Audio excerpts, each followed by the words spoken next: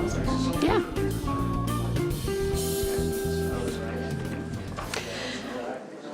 All right, folks, welcome to the Standing Committee on the Economy. I'm Colleen Young, and I'm chairing the meetings this afternoon and this evening. Members joining us are Miss Betty Nippy-Albright in for Jennifer Bowes and Mr. Doyle Vermette in for Elena Young. And we also have members Ken Francis, Delbert Kirsch, Greg Ottenbright, and Doug Steele joining us.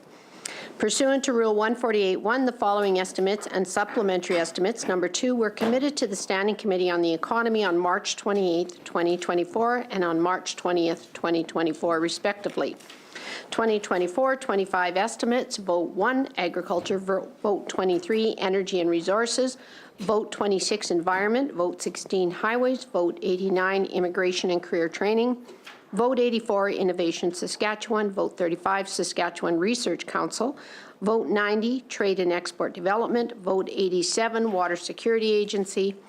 The 2023-24 supplementary estimates: number 2, Vote 1, Agriculture; Vote 23, Energy and Resources; Vote 26, Environment; Vote 16, Highways; and Vote 35, Saskatchewan Research Council.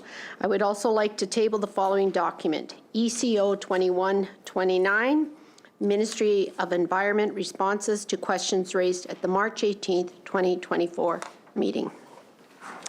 Today, the committee will be considering the estimates for the Saskatchewan Research Council and the Ministry of Highways. We will take an hour recess at about 6:30 p.m. We will first consider the estimates and supplementary estimates, number 2, for the Saskatchewan Research Council, and we will begin with consideration of Vote 35, Saskatchewan Research Council, subvote SR01. Minister Harrison is here with his officials this afternoon, and I would ask that the officials please state their names before speaking at the microphone the first time, and Hansard folks will turn the mics on for you. Minister, you can begin by introducing your officials that have joined you here today and with your opening remarks. Sure. Well, thanks very much, Madam Chair, and thank you to committee members for being here this afternoon and to the evening as well.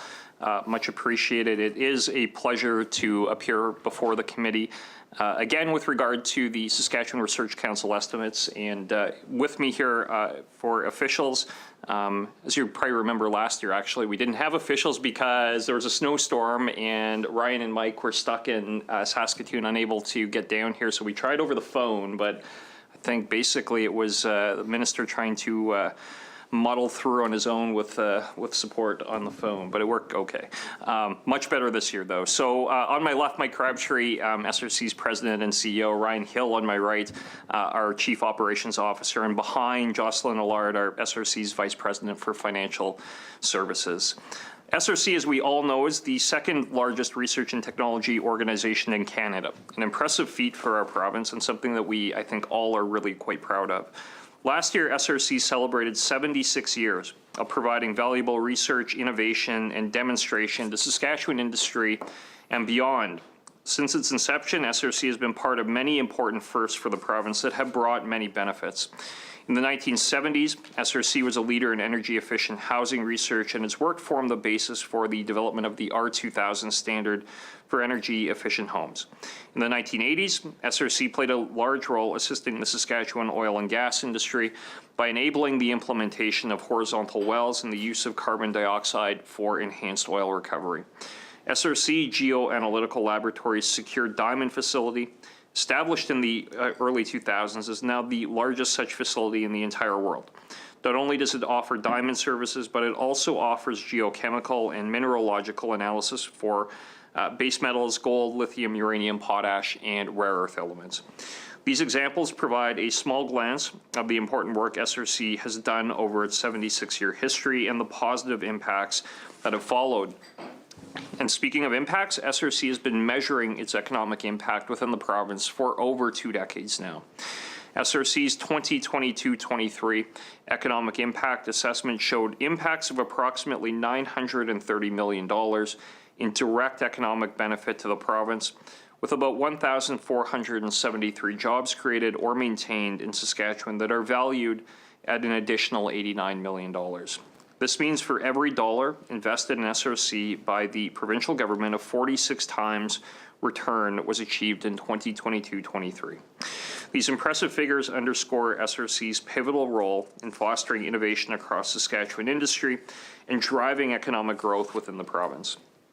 As recently announced for the 2024-25 budget, SRC is receiving $41.6 million in provincial investment compared to last year's allocation of about $40 million. This includes a status quo portion of SRC's provincial investment to continue its work in spurring economic growth across the manufacturing, agriculture, oil and gas, and critical minerals sectors, plus an additional $21.5 million of previously approved funding for SRC to pursue its commercial demonstration of a microreactor, which I'll speak more about later. SRC continually works to help address Saskatchewan's biggest challenges now and into the future. Through their strategic planning process, SRC has identified 5 large-scale industrial and resource-based projects as areas of focus. These projects, which are aligned with the province's growth plan, aim to address significant technology challenges and industry needs. They include the following key areas: strategic metals, as in rare earth elements and lithium, microreactors, advanced mining, carbon capture utilization and storage, and agriculture and industrial water. Advancements in each of these 5 identified areas of focus require substantial capital and engagement from multiple stakeholders, including governments, academia, industry, and regulators. SRC is well equipped to undertake these projects, as it has the networks, technical, and scientific expertise and hands-on experience needed to bring these complex ideas to life. These projects will support economic growth in our province while preserving environmental sustainability. While these projects will take some time to fully develop and mature, we're already seeing evidence of success, which I'm excited to share today. The strategic metals project focused primarily on rare earth elements, or REEs, which are naturally occurring minerals that are essential to the modern economy for the manufacture of vehicles, electronics, phones, tablets, and basically everything that our modern society uses. REEs also hold significant strategic function as they're used in the production of most high-end military systems and defense systems. For over 15 years, SRC has been investigating REE technologies as the industry developed. Its minerals group is now internationally recognized as a center of expertise in rare earth extraction and processing technology. A significant part of the province's critical minerals strategy relies on the expertise and experience of SRC in this area to grow a rare earth element hub right here in Saskatchewan through our government's $71 million investment into a first-of-its-kind rare earth processing facility. The rare earth facility will be North America's first fully integrated commercial demonstration rare earth processing facility with hydrometallurgy, separation, and metal smelting stages. 900 tons of feedstock for its monazite processing unit procured from Brazil will be sufficient to feed the facility through the first year of operation. Earlier this year, SRC achieved a major milestone in the metal smelting unit of its rare earth processing facility. SRC has successfully automated the highly complex mixing process through internal design, fabrication, and testing. During a week-long test of the automated metal smelting process, SRC achieved results that were above expectations. 400 kilograms of NdPr metal was produced, and that's an acronym for something Mike can pronounce later, that was produced with a 99.5% purity and a recovery rate of over 96%. SRC achieved this during a 24/7 operation managed by only one person, compared to a process in other jurisdictions that would require several operators and a lot of manual work. All of this means that the rare earth processing facility is on track to be completed on time and on budget and will be operational by the end of this year. Our government has also identified lithium development as an important area of focus. Lithium is one of the key ingredients in the development of key energy technologies. In 2023, SRC built and successfully operated a lithium hydroxide monohydrate, or LHM, large-scale pilot plant, and from it produced battery-grade LHM. Currently, Canada does not have large-scale battery-grade production. However, SRC's success in demonstrating this process is a major step towards developing a secure and reliable lithium supply chain in Canada and North America. Given its 38 years of hands-on experience with the Slowpoke 2 reactor and its connections with key stakeholders across the nuclear industry, SRC is uniquely positioned to play a leading role in supporting the development of microreactors in Saskatchewan going forward. SRC's designation as the primary provincial body responsible for microreactor development in Saskatchewan marks a pivotal moment in our journey towards a sustainable energy future. With support from our government, including the $80 million investment announced in November of 2023, SRC is poised to accelerate the adoption of microreactor technology, creating economic opportunities and securing Saskatchewan's position as a global leader in the nuclear microreactor supply chain. SRC will apply the research and knowledge gained from the licensing and deployment of an initial microreactor to support the Saskatchewan nuclear industry to better understand this type of technology and the potential for future microreactor projects and deployment in the province. The eVinci microreactor will, of course, be built by Westinghouse Electric Company. Subject to licensing and regulatory requirements, we're expecting that to be operational by 2029.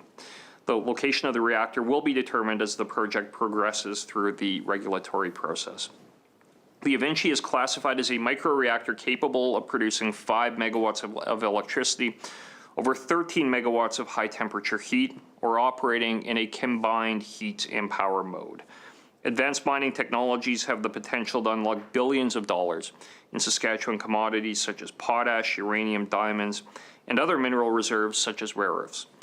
SRC's experience in the research, design, and development of advanced mining technologies will help us access these valuable commodities.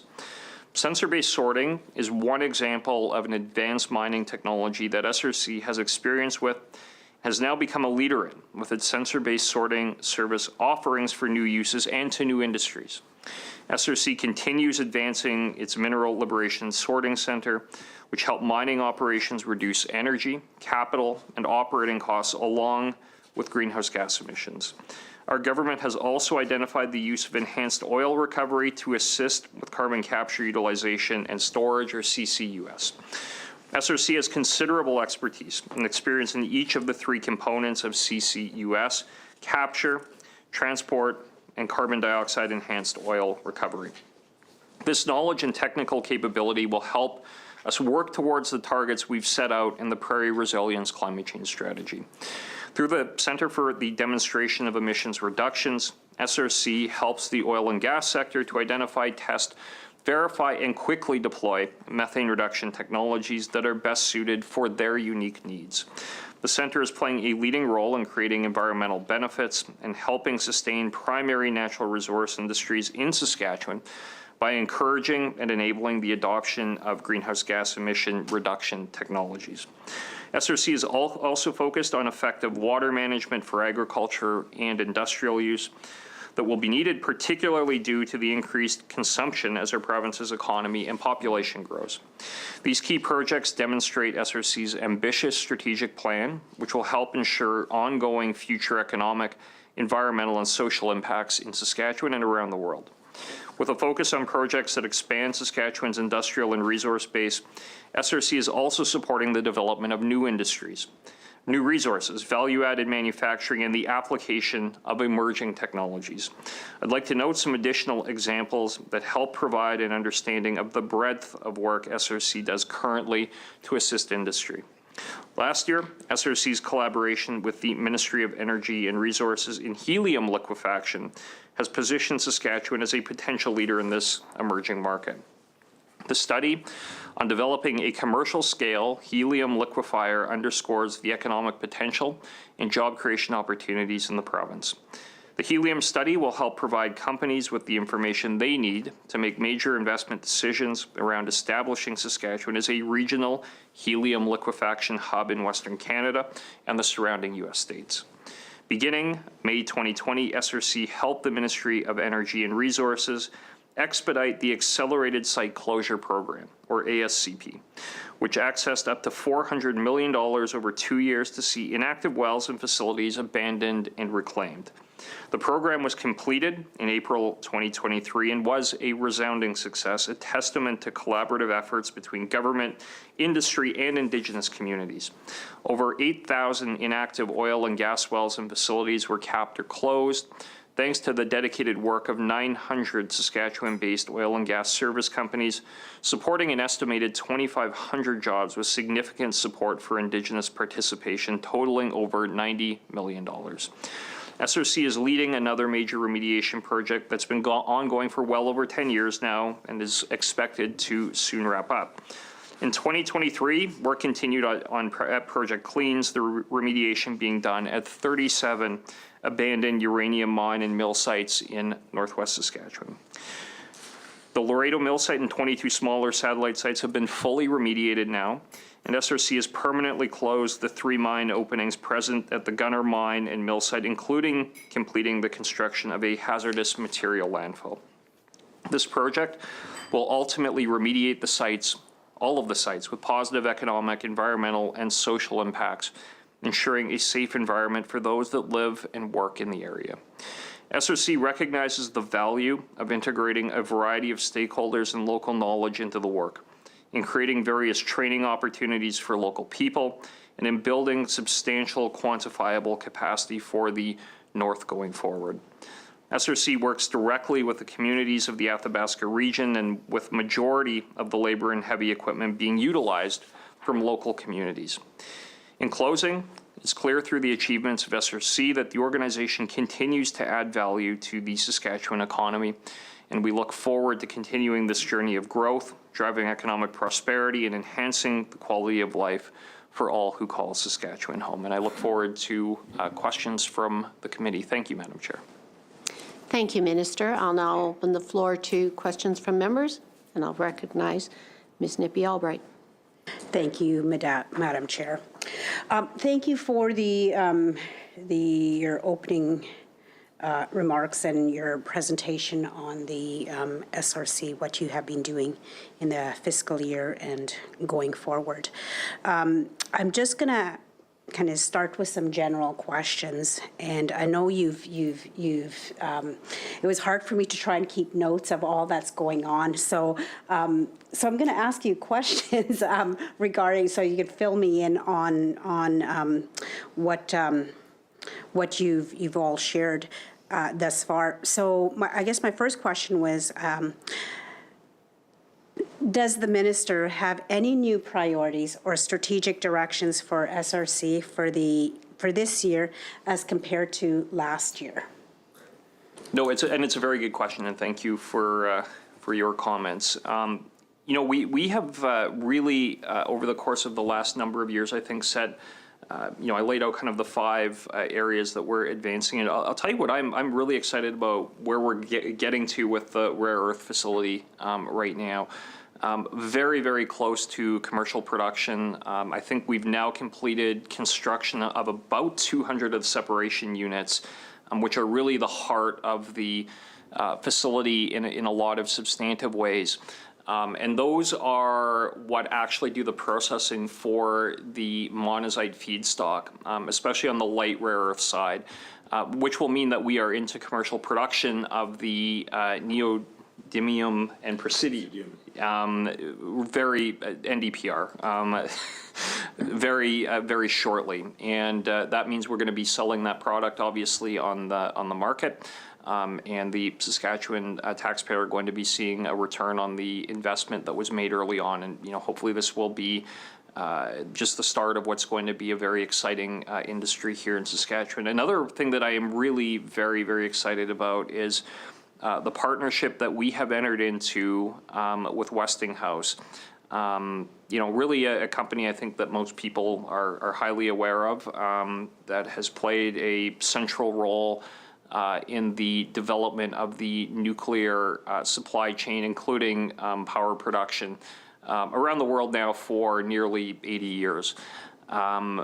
We are going to be moving forward with the very first of a kind eVinci reactor, microreactor, which really, I'm very excited about the capability and the capacity for this design to really have a huge impact around the world, and not just here, but really around the world. This could have a very significant impact here as well, but for remote communities, baseload power, for remote mine sites, for islands, which are, one of the things that we've had a huge amount of interest on this project has been, maybe not surprisingly, but Filipino power companies who, have the responsibility of providing secure baseload power generation onto literally thousands of islands. Having this technology available, and Saskatchewan really leading the way in the development of this technology in partnership with Westinghouse is something that we're, I think, all very excited about at SRC. And there are a number of other, I think lithium is another area where we really are very excited about what the future could look like as well, as far as a future-facing critical mineral that is going to have significant application going forward. So I just kind of add those short number. I could go on and on, but that would be kind of the short answer anyway to the question. Thank you. I just was very interested in the just your response on that. You've already have the 200 separation units that you've created already, and all that's happening with job creation, et cetera. I'm just curious, do you have a number of how many First Nation and Métis employees you have at all levels of the in this initiative? Yeah, we do, and I'll actually, officials can kind of get to that, but we do. And I would say as well, one of the things we at the company have really worked hard to make sure that we are doing is making sure that we have very positive relationships with Indigenous leaders and communities and businesses. The Accelerated Site Closure Program was, I think, a pretty good example of that. We worked with the First Nation Center of Excellence very closely on delivering that program, which really has been a tremendous success story. We have been very closely engaged on the microreactor project now for a number of years. Metal Lake Tribal Council have been very engaged with SRC. In fact, I think we had a very good meeting with our tribal chief just last week. And I think it's fair to say that Metal Lake Tribal Council have been a central part of the microreactor project, and we envision that continuing going forward. We're working hard on the lithium, what we view as being a huge opportunity in lithium with a First Nation who have expressed a long-standing interest in this space as well. So that discussion is continuing, I think, next week. We're going to have our next meeting there. But we have really endeavored to make sure, Project Cleans is another example where, First Nation and Indigenous local companies in the North have been really central to Project Cleans. So maybe I'll turn it over whoever wishes to go. Yeah, on the Mike Crabtree, sorry. On the another area where we've actively engaged with Indigenous First Nations is and you mentioned these cells, the 200 cells that we're manufacturing. We've worked with Northwest College to include a module in their welding program, so to train predominantly Indigenous people and bringing them down to Saskatoon to train them how to do the specialized welding for these tanks, because there's going to be a really significant opportunity for Indigenous employment, education, and for high quality jobs in that rare earth space. Yeah, and I actually mention that as well. This is an area on the separation, the actual manufacturing on the separation units. So, we have our kind of initial batch of 200, but really we are going to be, we're building a supply chain on this, because I think there's going to be a very significant market outside of Saskatchewan for what is proprietary, our designed units, which we really did here at home. So, it's a very good synergy with Northwest College, which obviously has deep reach into Indigenous communities in Northwest Saskatchewan. So that's one example. Mike, Brian, did you want to jump? Ryan Hill. In answer to your question with regards to the number of Indigenous individuals involved, it's 14 within the work group within the organization. We have representation within the organization that's consistent with the marketplace, so the job or labor force that's available. Thank you. Yeah, 14 people and a large initiative that you have. Just want to get back to, I was asking about numbers in terms of First Nation and Métis people that are involved, employed at all levels of the process. And you've talked about Northwest College that you have. I'm hoping that those that have been trained up are actually getting jobs and not just trained and given to non-Indigenous people. So my question is, again, how many numbers in terms, and if you're not able to provide that right now, that's okay. You could table it and just present those numbers, because I want to know in terms of economic reconciliation and engaging First Nation and Métis people in employment in all sectors of the economy, is how many are actually engaged? What are the numbers? What plans does SRC have? Do you have target measures? And what, if any, exist in terms of incentives or de-incentives for not hiring Indigenous people at all levels, all across the board? Yeah, well, I appreciate the question. One of the things I had talked about a bit in my opening remarks was around how we measure our economic impact in the province. So, I think we cited a little over 1,400 direct jobs that were very much reliant on the work that SRC does. A number of those would be in the communities in northern Saskatchewan that are involved in Project Cleans.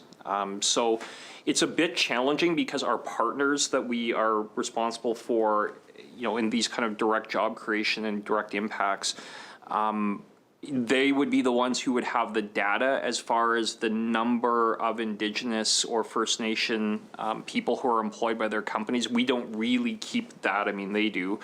So it would be the same story through the accelerated site closure program, where we worked with Indigenous companies and communities in being directly engaged in that program. So of the 1,400 direct job impacts, it would be an overrepresentation, I know, of what the population is in general, but we don't have specific data on that simply because we're not the direct employer in some of those scenarios. Thank you. Just on that, is when you said that we don't keep track of that, I'm wondering, as a government, as Saskatchewan Research Council, that wouldn't it be, and I know this, that if you're a partner and you use the stats in whatever you're going to use it for, that you also want that information. So why would you not have it as an expectation to say, okay, this partner, I'm partnering with you, and I want to know what your plans are in terms of Indigenous engagement at the employment level, at different levels, so that it helps inform us in whether we're meeting the overall target of employing Indigenous people within this province. Well, I may turn it over to Ryan and Mike. They can feel free to jump in. But, like I said, with the companies who we're partnering with, whether it be in Cleans or accelerated site closure, like I said, I suspect that there would be a very, very high proportion. Maybe we do track that. I'm not entirely sure, but We track internally on this. But I think if I could maybe put a little bit of context around this, I think SLC looks to engage in two ways, and both of which the ministers mentioned. The first way is with regards to Indigenous and Métis personnel who are employed within the company. We obviously maintain the stats on that.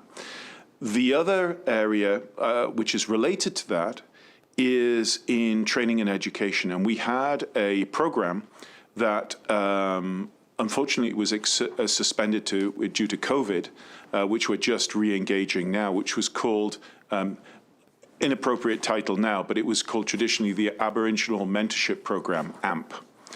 And that identified post-secondary, in some cases postgraduate, First Nations Métis people, in order to bring them into the organization for a period of time, typically over the summer, for very intense mentoring in their chosen area of expertise, which often was highly specialized. We chose particularly STEM candidates, science, technology, engineering, and maths. And over the period of that AMP program, that AMP program, we took 25 people through that program. So education is a key point, key part of this. I'm okay. The second area, and actually in some ways the most impactful, is what SRC does in terms of being a catalyst for the development of industrial sectors, in particular, in Indigenous and Métis areas, particularly in the north, in mining operations, and increasingly in provision of energy. So we, you may be aware that we partnered with Cowasis some years ago to build, only about, I think, 20 miles from here, a combined wind, solar, and battery storage. That is still in operation and is actually providing power not only for the local community, but into the grid. These are the sorts of things where SRC can make a real difference. And if I can have one more minute to talk about nuclear, and we'll probably talk about this a little bit more later. These nuclear batteries that we're talking about, these Avincis, have two commercial purposes. The first is for mining operations in the north that are looking to generate net zero power for their mining operations. And the second is for Indigenous communities looking to provide power. These reactors replace 1.3 million barrels of diesel at $7 a litre. So these are going to be transformative to northern communities and provide very significant opportunities for social and economic development. So when we talk about what SRC is designed to do, that's where we look to deliver impact, if that makes sense. Thank you. It's Mike? Mike. Yeah, may I call you Mike? Absolutely. Thank you. Mike, thank you for all that you've shared there. So just in keeping with my line of questions, if you could just focus on the question that I'm asking, because we'll get to those other questions as well. So you talked about 25 people that you put through the STEM program. The STEM program, how many of those 25 were Indigenous, and how many of them are still with the organization? All of them were Indigenous, and a number of them were given positions within the organization and moved onwards and upwards. And if I can make a comment on here, I meet AMP personnel all the time in the province, and one with one within FNPA, and the individual there says that the only reason that they are there is because of the AMP program. So these are a relatively small number of people, but have a disproportionate impact on their companies and communities. Thank you. That's wonderful. That was 25 people that they're all Indigenous. So was there a process that you used to verify they were in fact Indigenous and not pretendians?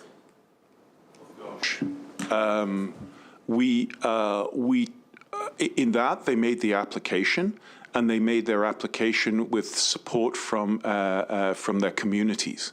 So we took that as being validation. Thank you, that's good. I'll move on. As a Treasury Board, Crown, SRC does not currently have a commercial mandate. Last year in estimates, Minister, you indicated that, quote, SRC really does operate in the commercial environment and really does operate in competition with companies, end quote. So does the government have any plans to convert SRC into a CIC Crown?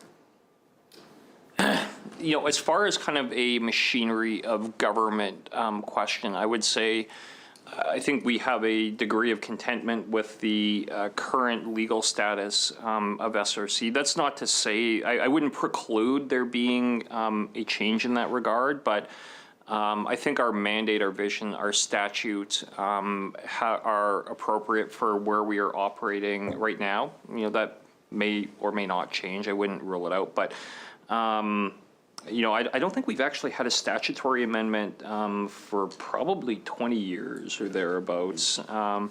So we don't have kind of a defined plan for here. This is the year we're doing it in, but you know, there likely will be a review of the statutory status.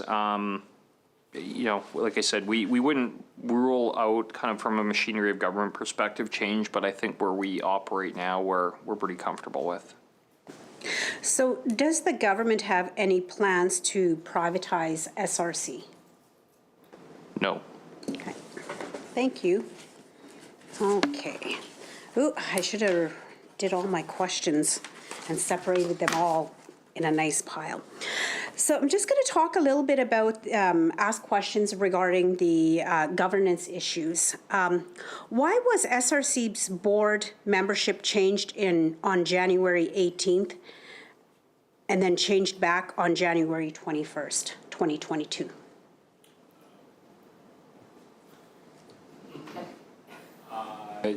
Off the top of my head, I am entirely sure. I'm not sure if that's pertaining to this year's estimates. Ms. Albright, it doesn't pertain to the estimates that are before us this evening. So, I mean, you're asking something that happened 2 years ago in estimates, and I mean, they didn't come prepared for that kind of an answer because that isn't what these estimates. So I guess the question, let me rephrase that, is there has been changes made to the SRC's board membership at some point. And then a short time later, they were changed again. So can you explain some of that change in such a short period of time? I think in this year, did we have a new board member come on this year? We have one new board member. One new board member this year, and I think that was because we had a retirement on the board. Yeah. So I mean, there are, you know, changes that happen in this regard. Basically, annually we're going to have changes, but you know, people either retiring or people who come to the end of their terms or for whatever reason, and you know, there's a process we go through on, you know, the SRC will provide suggested names of replacements, and we'll have a discussion about who might be the right fit and whether they have an interest in doing it, and there's a lot of factors that go into that. So I know we did one this year, though. If I can. Yeah, go ahead. Yeah. If you look at our current board makeup, there are a significant number of board members. In fact, most of the board members will be coming up to their end of their term in 2025, with a few in 2026. So this phasing is not ideal, but quite often you get to a point where a number of board members are changed at the same time. We try and avoid that, and we try and stagger that, but sometimes that's not possible. So you're saying that in that short time period, that those changes that were made is normal?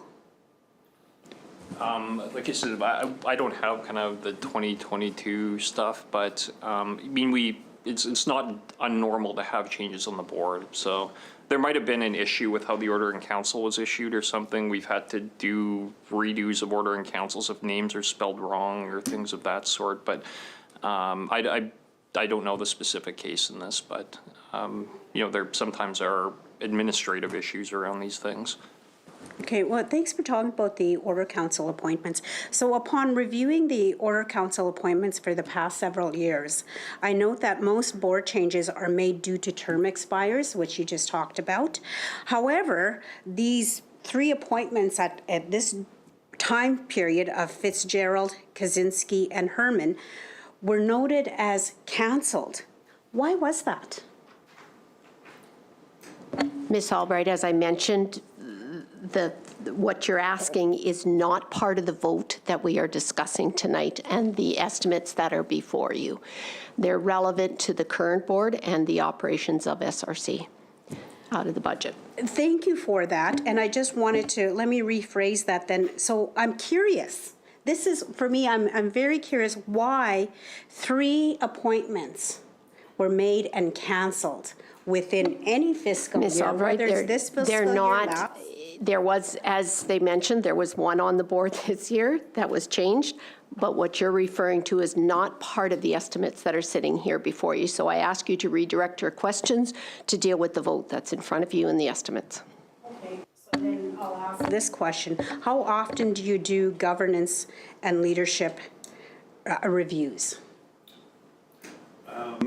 Governance and leadership reviews.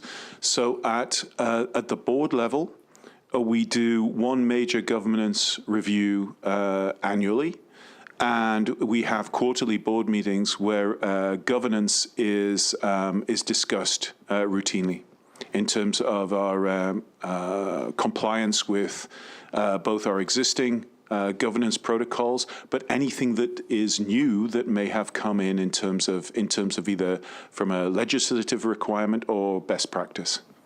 And of course, we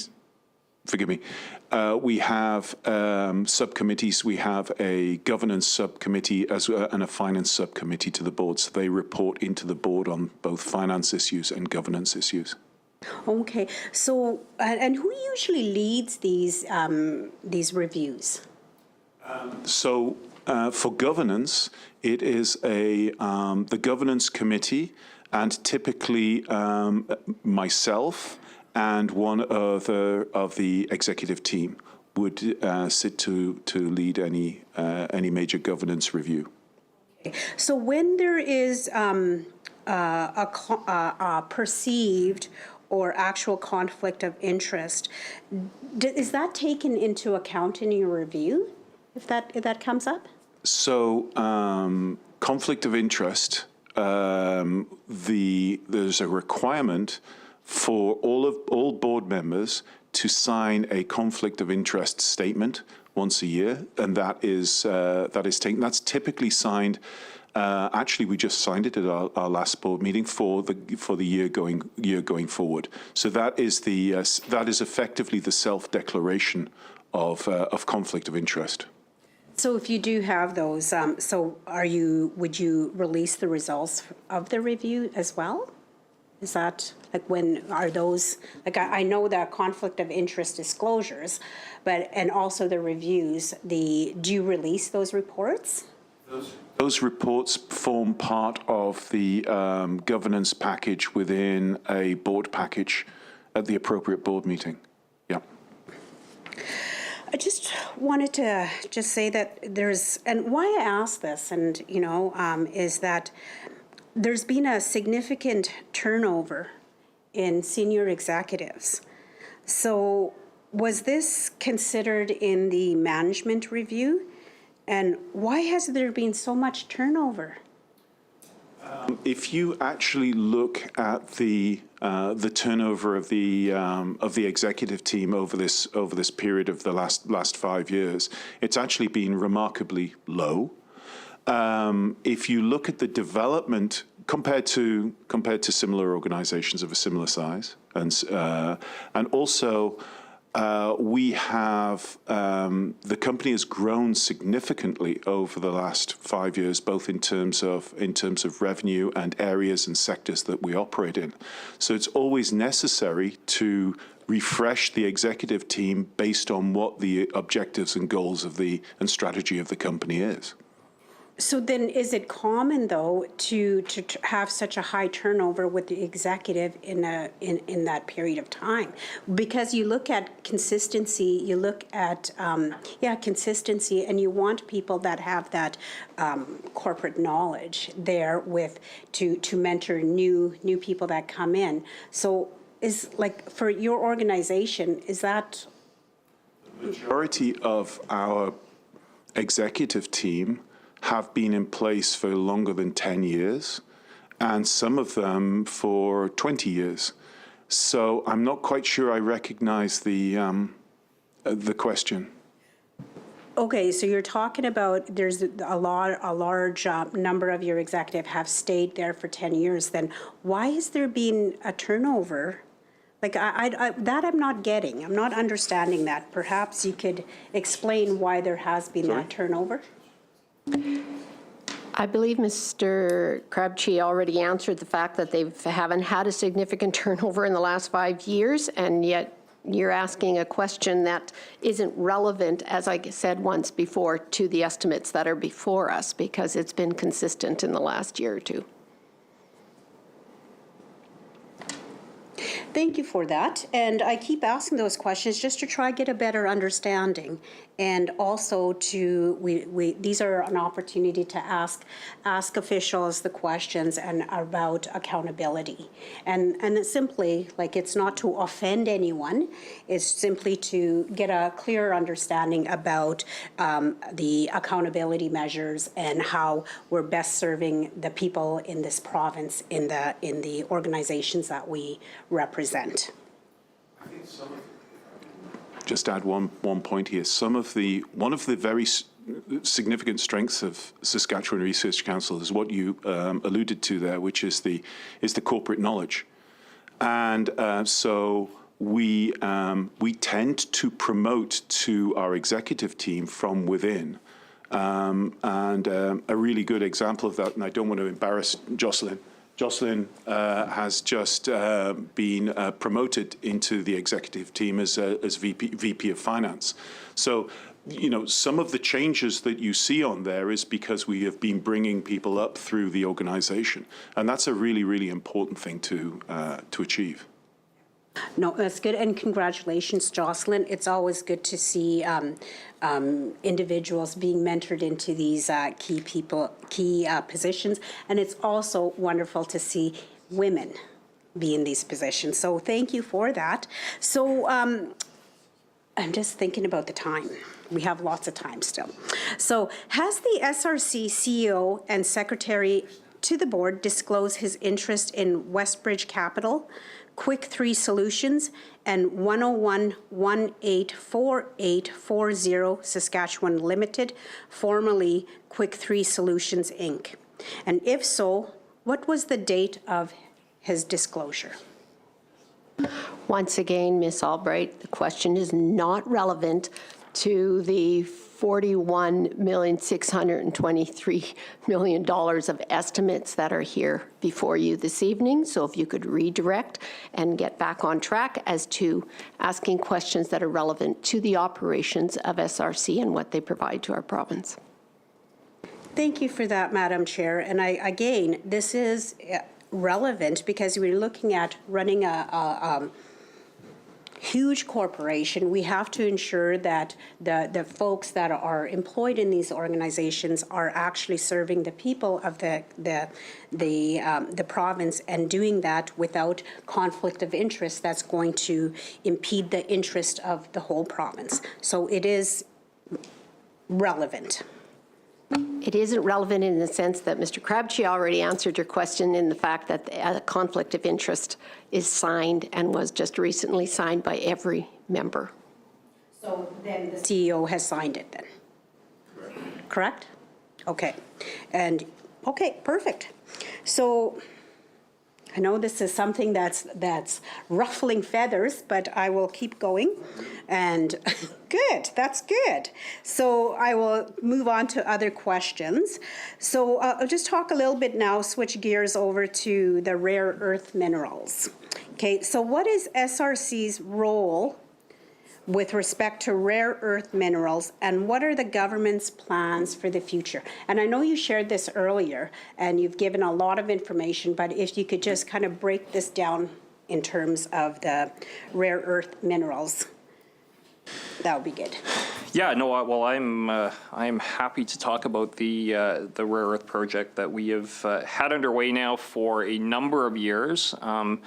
I think I had said earlier that we are getting very close to commercial production of NdPr.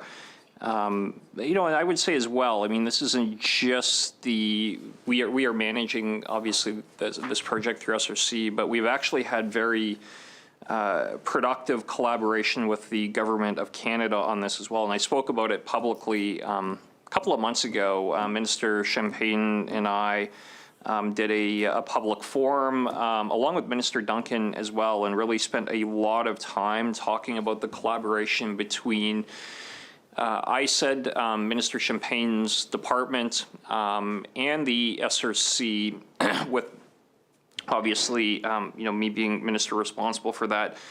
Minister Champagne and I talk about this all the time, given that this project is, obviously a significant one for Saskatchewan. This project actually is a very significant one for Canada as well, in that the implications, benefits, outcomes are going to have a significance that go beyond just the production of NdPr or terbium, dysprosium, scandium, whatever kind of element of these 17 rare earths that are being produced. So the Government of Canada actually just recently did an announcement, a few weeks ago with Minister Vendel, and Minister Wilkinson and I did an announcement as well where the Government of Canada are providing additional resources such that we will be in a position to do the separation of heavier rare earths, those being dysprosium and terbium at this point anyway, which have, again, along with scandium and NdPr and some of the lighter rare earths, applications that have very real strategic significance for not just North America, but really for the NATO alliance. These are materials right now that are 90+% produced from single suppliers in the People's Republic of China. Obviously that's problematic when your defense industry is both in Canada and the United States and Western Europe are dependent on the supply of rare earth materials and particularly strategic rare earths from China. We are going to be in a position right now, or very soon, where we will be able to produce the very first plant in North America that's able to do this at scale, production of strategic rare earths that are going to have application into the defense sector. 2 years ago, I think it was about 2 years ago now, the Lockheed Martin literally shut down the F-35 production line. And why did they have to shut that down? It was because they had no access to scandium from anywhere but the People's Republic of China. These are real issues. And, the degree of interest and investment, from both our government and the Government of Canada, I think reflects the fact that, this is important for Saskatchewan. We want the industry to be based in Saskatchewan, which is why, we made the investment. But there are implications that go beyond just the economic context here in this province, which I think we should be aware of. And I think, frankly, Saskatchewan people are going to be proud of the fact that we're able to contribute in this way to the Western security interests. So, we are very close to commercial production. We are going to be actually producing beyond the separation units, which we talked about at the light side. We're going to be able to produce separation units for heavier rare earths because they are different processes for how you do these things.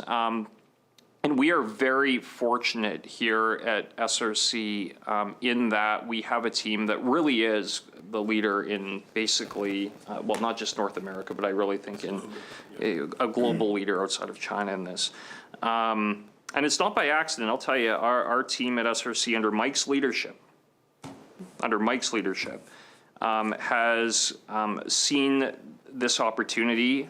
We have been working on this for 15 years. And, I got the question from the media at one of the announcements we did around this. Well, why is Saskatchewan, leading on this? It's because it's not easy to do. It's really hard to do this, and the expertise to do this does not exist. It hasn't existed outside of China. But we have been working on this with a team at SRC now for 15 years. So when we made the decision to move forward at that midstream stage, we were able to execute on it. And it's not easy to do because a lot of this stuff it's very challenging from a scientific perspective. The actual physical elements that go into a lot of these things are only available from Chinese manufacturers, which is why, and the Chinese are highly aware of this and deeply protective of their market position because of the strategic implications of that market position, are deeply protective of it.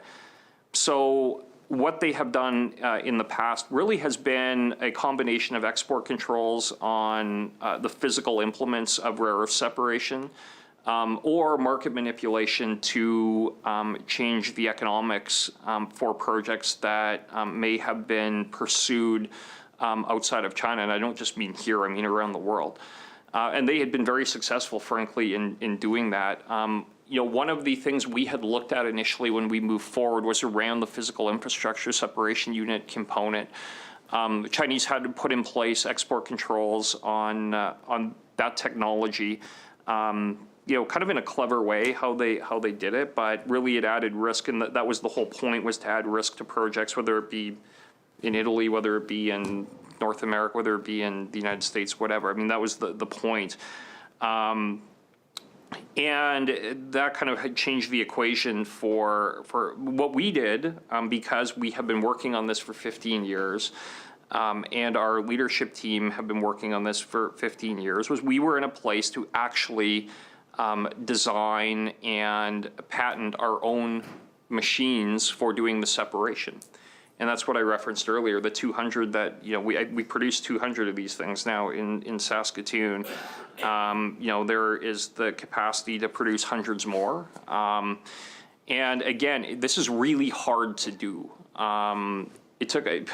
We'd been working on it for a long time, but even at that, it was really a remarkable job that our team did on this. So, we have those elements of the rare earth project, kind of the policy rationale. I've talked about it publicly extensively, but what we needed to do was to have a secure midstream supply chain that would be the catalyst for both downstream and upstream applications in this.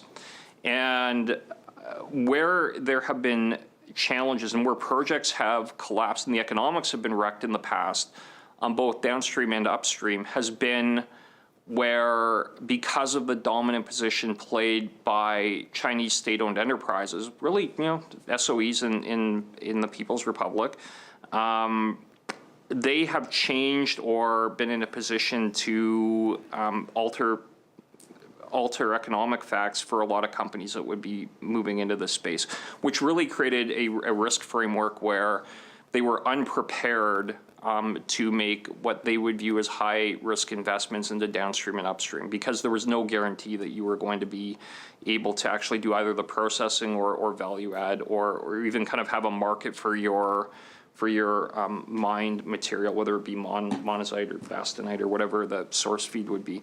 So what we have done by making this investment into the vertically integrated midstream space is really created the catalyst for the private sector to have confidence in both the downstream and upstream space in rare earths. So in kind of non-corporate language, what that really means is that companies will have the confidence to mine monazite or bastnäsite or whatever other source product would be sufficient for midstream manufacturing or midstream refining. And also on the other end, for companies to know that they were going to have a source of processed rare earths that they could then turn into magnets, for example, or purchase from a non-Chinese supplier if you're an auto manufacturer, for another example. So really kind of that would be, part of the, consideration. It was a deep consideration that we went through within government about that framework for investment into the midstream, why SRC made sense in developing it. And it really is kind of this unique expertise we had, which is really why the Government of Canada have also made significant investments into this, because of our unique positioning in the space. So that'd be short answer. I could go on for longer, but I'll leave it at that for right now. Well, thank you for that. Thank you for just sharing that, and also the investment. So just getting back to that investment. So just correct me. I know you've got 41.6 million, and a portion of that is the status quo, of course, and then 21.5. Is that what this is about? For this year's budget, no. The additional allocation is for the Vinci project. Okay, so you've mentioned that the Government of Canada is significantly contributing to this. How much is Saskatchewan? What dollar figure is Saskatchewan, this government, investing? Rare earth facility? Yeah, there's 71.5. 71.5, and that's for the rare earth. The rare earth, okay. And you've spoken about the private sector, the role that they have, and the confidence that this would give the private sector to participate in. Can you just elaborate a little bit more on that? Sure. Well, I think I elaborated a bit on that already, but There was a lot to take in. yeah. Actually, maybe Mike, if you want to take a run at it, I've spoken a bit about that. Historically, with rare earths, because the People's Republic of China dominate the market in excess of 90% across the supply chain, from the mining, owning the mines, right through to the provision of the metals and the actual magnets that those metals make, they have the opportunity to manipulate the pricing across the supply chain. So it became very clear, probably about 20, 25 years ago, believe it or not, that rare earths were, whilst they were utilized in our phones and in all sorts of control systems, that they were going to become very, very important for the energy transition in terms of things like electric vehicles and wind turbines. And so by the early 2010s, what was happening is that outside of China, investment was starting to go into the rare earth space, not least here in Canada. The Chinese recognized this and basically used their influence on the market to drive the prices down, and basically made all of these projects unviable. Yeah. In the meantime, between 2010 and where we are now, the consumption of rare earths has gone up almost it's on an exponential curve. So where we are now is we're playing catch up in terms of developing rare earth manufacturing and processing capability outside of China. So however, private investment, and we're talking about the billion-dollar private investment companies, were burned or were impacted in the early 2010s. So they tend to be cautious about investing in rare earths. So what you see globally is governments investing in catalyzing and de-risking the rare earth process, and to the point where it becomes de-risked for private investment to invest in. And what we're doing here in Saskatchewan is essentially a version of that. We are de-risking it in three ways. We're de-risking the technology by developing radically new leading edge technology, which SRC has done. We're de-risking the financials so that we can show that this will be a profitable way of operating, particularly in this vertical integration where the single plant does multiple stages in the supply chain. That de-risks it from manipulation. And then the third component of this is in understanding the market. So understanding the inputs in terms of monazite and the ores, and the output in terms of the neodymium praseodymium, the NdPr. So the role of SRC has been given by Government of Saskatchewan is to de-risk those three areas, to the point where private investment says, yes, okay, we can take it from here. Thank you for that. And I just want to ask more about the de-risking. Everybody knows that I'm First Nation, and I talk a lot about land, you know, and as First Nations people, we're connected to our land and are considered the stewards of the land. So when we're looking at taking resources, extracting resources from the land, you know, Indigenous people are always thinking about how are we protecting Mother Earth. So when you look at de-risking, how are you de-risking the potential, the raping of Mother Earth, you know, and taking out, but not, what are you doing in terms of ensuring that we have a place for those that come behind us, and where there's actual resources that are still going to be there and they're going to live? Like, how are you mitigating those environmental, potential environmental negative impacts? Yeah, maybe I'll take the first shot at answering some of this, and Mike can jump in as well. But I think it's important to remember the context around where rare earths are coming from right now. Primarily mined in China through processes that have, you know, virtually none of the environmental or technical standards that we have in Canada. And in addition to that, the way that the Chinese do this, I think, is generally considered to be very unhealthy from an environmental perspective. Every ton of rare earth metal that we produce through our process here in Saskatchewan is a ton that likely will not be done in that same way in China, and that is a net benefit for everybody. And I would say as well, I mean, just as far as the actual harvesting of the source material, whether that be monazite or other materials, and there are a number that can go into both the light and heavy rare earth recovery process. You know, obviously we have very different standards in Canadian jurisdictions than others do for processing that, but SRC isn't really, and we have no intention of being in the business of doing the actual mining. We're a midstream processor. That's where we felt that there was a necessary requirement for us to be involved in to really catalyze both the downstream and upstream.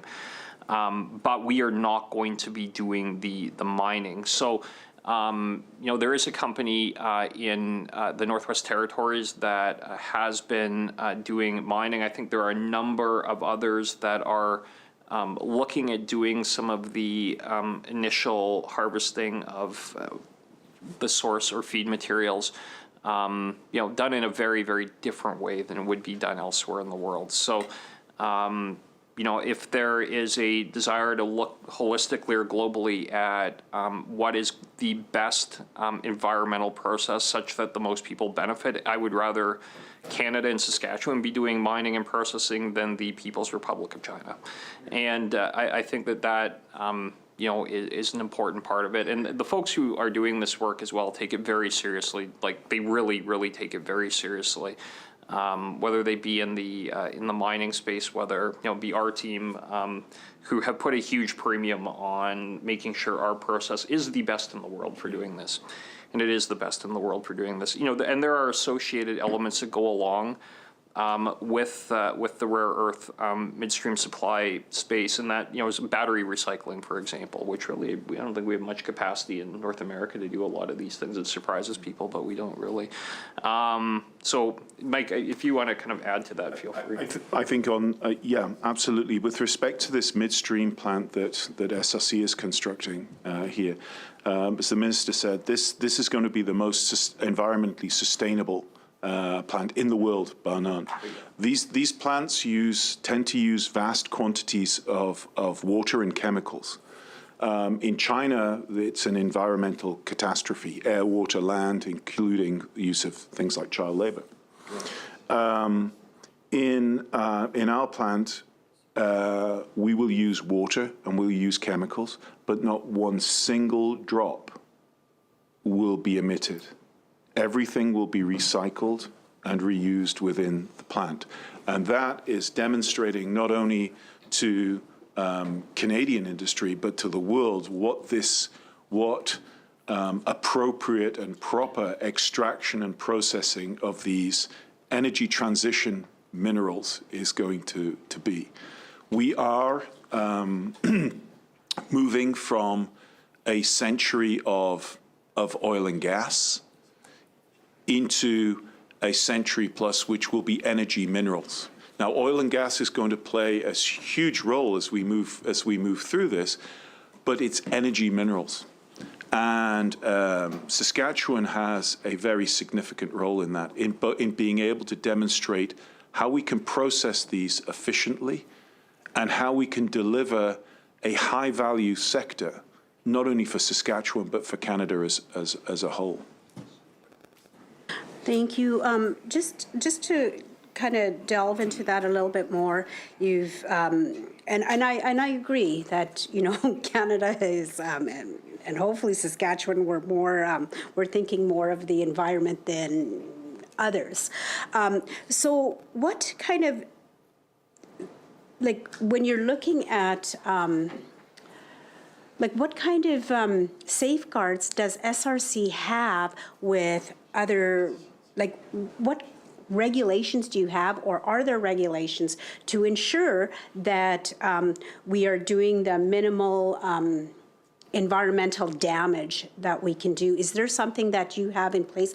Do you have a business plan regarding that, or plan, or an accountability framework that says that this is what our commitment is, ensuring that we do the most minimal environmental damage in what we're doing as SRC?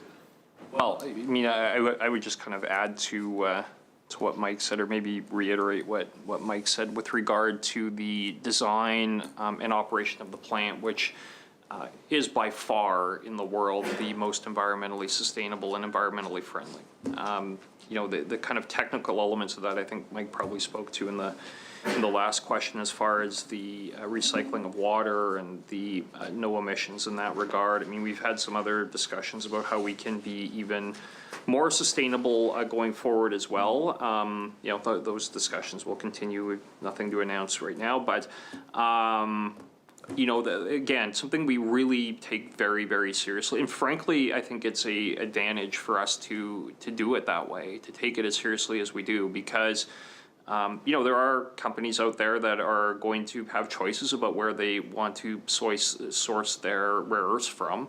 And if you're a major manufacturer, whatever it be, fill in the blank, but if you're a major manufacturer of a commercial product, well, you have the choice to buy your NdPr from China, or you have the choice to buy it from Saskatchewan. Well, where are you going to buy it from? I know where most probably would land on that.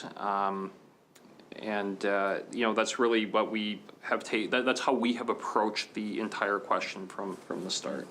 So, I think maybe another context for this is that second largest research, technology and commercialization organization in Canada after the National Research Council. And part of the reason that we've been able to build that is because we're a very outward-facing organization. Mm-hmm. So we work with 1,600 clients in 22 countries. And the vast majority of the projects that we are working on, which are commercial projects where we're looking to develop technologies for partners, but also bring those technologies back into Saskatchewan, and I've got some good examples of that. I struggle to find one single project that isn't around either the energy transition, around enhancing safety, or enhancing economic and environmental performance. That's where our strengths are. And I'll give you, I'll stop there, but I've got one perhaps useful example of that. Yeah. Okay. We mentioned, the minister mentioned in his initial speech there, a technology called sensor-based sorting. Which sounds a little esoteric. In fact, when you give it its full title, artificial intelligence-based sensor-based sorting. What this allows is mines to be able to take the ore that they are mining and pre-screen it through a system that disposes of the waste rock. What that does is it substantially reduces the water use in terms of processing non-ore-bearing rock, and it substantially reduces the energy burden because you're not crushing waste rock. So we've been a leader in introducing that technology here into Saskatchewan, and for areas like rare earths and for areas other areas, precious metals and base metals, that's going to become a primary system, and that is going to really transform some of the water use and the energy use in these mines. So that is an area where we worked. It's actually a German company that we worked with to develop this technology and brought that technology back into Saskatchewan. Oh, thank you. I know I'm just going on and on this question. So to date, how much has been spent on this initiative? Yes.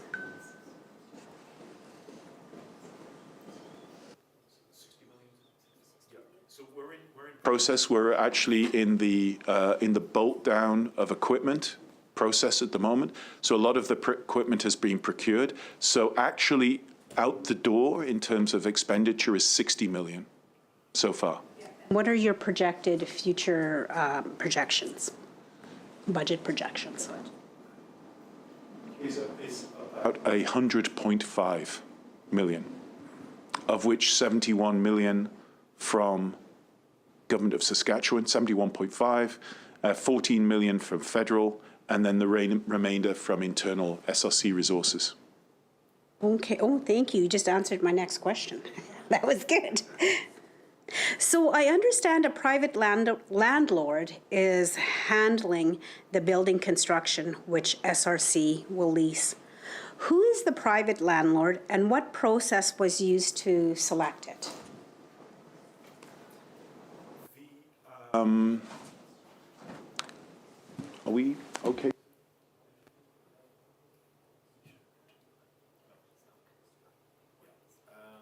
The private landlord that we engaged is for several reasons. One is that SRC's large piloting facilities, pilot testing facilities, is located at 51st Street.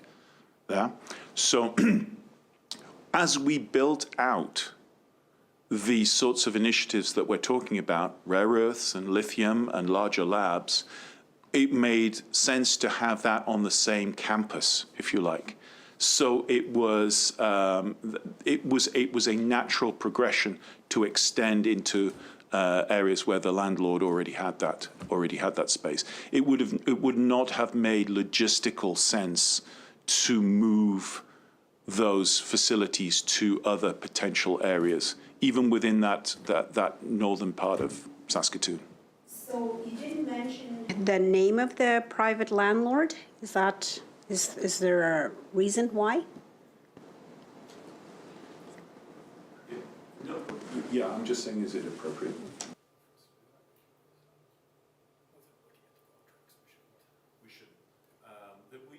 Might be, and the only reason that we're saying that is we might be bound by confidentiality on that, so we don't want to be inadvertently breach confidentiality with regards to that. Funding for this, that.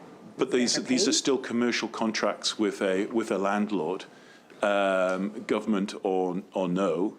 So we would need to check whether we were covered, whether there was any confidentiality clause within that. So once you check that, would you present it and table that, I guess, to us once you find out whether it's acceptable to do that? And in the case that if it is acceptable, that you would, I guess, disclose or Once we checked the confidentiality status within the contracts with the landlord, we will disclose. So you had, there was a projection of when this construction was going to be completed. Is that on track to be completed by that day, or is there going to be a potential delay, or like when do you project it to be completed? We are projecting to actually accelerate some of the components of the plant, particularly the metals processing, because that is being completed, and we anticipate that we will be into commercial sales of NdPr metal by midsummer, which is 6 months ahead of schedule on that. The monazite processing unit and the SX unit there, what we're going to do is we're going to design the actual completion and commissioning of those as per what makes the most sense economically to do in terms of deployment. But that is more or less scheduled for the end of this year. So remind me which minerals will be available. I know you've named a whole bunch, and it's late. So which minerals will be available for processing at the conclusion of the construction? Which ones? Yeah. Can kind of add to it, but yeah, I've spoken to this in some degree of detail. I mean, the feedstock is a monazite feedstock. That's what our plant is designed to work with. That wouldn't be kind of necessarily entirely exclusionary going forward as to the feedstock. It's kind of interesting. Rare earths, although they're called rare earths, they're actually not particularly rare. The challenge is how you actually do the separation from the broader substance in which they exist. So monazite is, we view it as being the feedstock of choice, I think, for the light rare earth space where we are in. So out of that light rare earth space, NdPr is kind of the product that we are going to be initially moving forward with. What the government of Canada have made investment into. Minister Wilkinson and I had announced, I think in February, I forget when it was. He and I met in the UK actually and kind of nailed this all down. But I think we announced it in February. The government of Canada has made investment into additional capacity for separation into the dysprosium and terbium space, which are two additional elements that make up the 17 rare earths. Applications are slightly different than for NdPr. The federal government felt that this was an appropriate investment for them to make, and we have the capacity and technical expertise to actually be able to be in a position to do the separation of those two additional elements as well.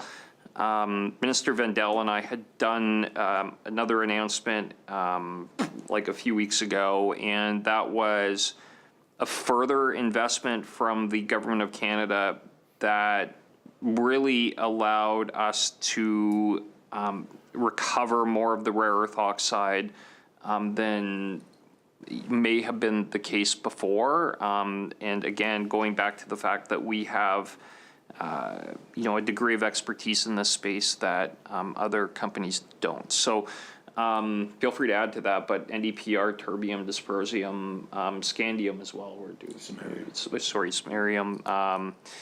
And feel free to add to the other 17, because I don't actually remember all 17 off the top of my head. So Yeah, the ones you mentioned are the ones that will be separated as individual metals. The others will be sold in batches, which is a commercial proposition. As well, okay. So how many, have you had, have any contracts been signed with suppliers? And if so, with whom and for how much? So we're going to be, you'll see an announcement next week. That will be one. I can't speak to it yet. And as far as kind of the commercial arrangements, we'll announce when appropriate, and that depends on where our partners are at on some of these things as well. But suffice to say that we feel very comfortable with where we are at right now. Feel free to add to that, Mike, but there's sensitivities around that. Good. No, thank you for that. So I'll be looking forward to the announcement and any other announcements that come forward. So how will SRC ensure there is sufficient supplies of minerals to sustain operation of the processing facility on an ongoing basis? Yeah, I would just kind of say stay tuned for news on that front, but I would also go back and my initial comment I made just not that long ago, but rare earths not being particularly rare. The challenge is around the midstream separation capacity. It's not so much around the supply of the feedstock, but feedstock is important, and we've been working on that over the last number of years. But I'm not sure, Mike, if you wish to add more. And I think the objective of catalyzing this rare earth processing hub here in Saskatchewan is to be able to provide mining operations across Canada with a route to value. Because and it's a little bit of like a chicken and an egg situation here. What we've decided to do is to put this midstream capability in place. So as these mines come online in the next 5 to 7 to 10 years, they have a route to market and adding value within Canada and within Saskatchewan in particular. That, of course, leaves a challenge of how do you feed the plant in that interim period. So that's where we are building a whole series of networks of relationships and contracts to be able to supply the feedstock in that interim period while domestic Canadian production comes online. Help me understand the relationship between SRC's Rare Earth Initiative and the new Saskatchewan Critical Mineral Innovation and the Mineral Processing Investment Incentives, which were announced in this budget to be delivered by Energy and Resources. Help me understand that. I mean, the short answer to that is, as far as the incentives themselves, those are Energy and Resources. So, the specific question around that, I would recommend the member put to Minister of Energy and Resources. But just as a broader directional statement, I would say I think the fact that you're seeing, a critical mineral strategy, which we announced earlier in the year, the fact that you're seeing tax incentives that have been announced as part of budget really speaks to the critical importance that the government is putting on to the development and the policy framework existing for this sector to develop here within the province. We feel we have some very, very real competitive advantages in this space, given our long history of mining here in Saskatchewan.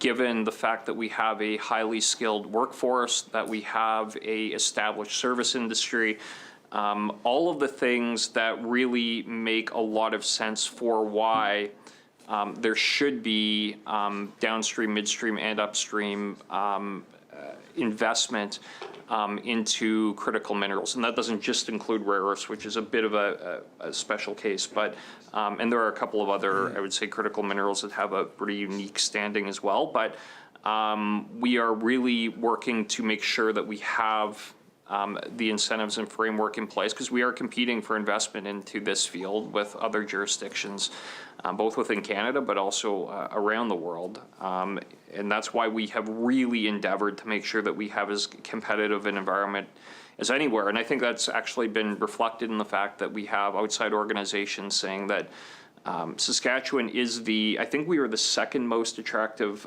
destination for investment of any national or subnational jurisdiction in the entire world for mining investment. And that doesn't just happen. That is because we work very closely with industry. That is the fact, because of the fact that we work very closely with the investment community to make sure that not just the policy framework, but the certainty in the long term exists for very, very large scale investments to be made.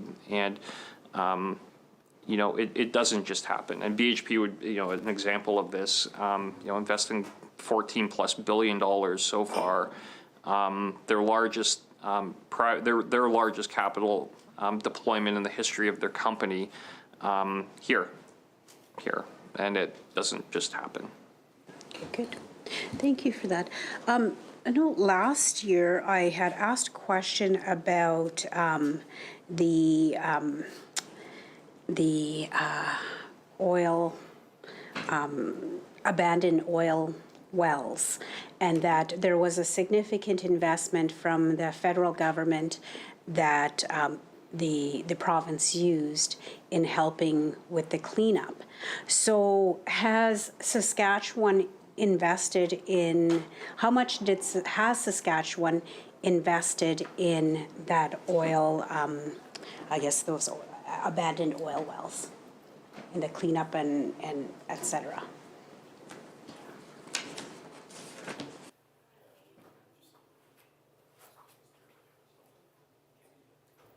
Yeah.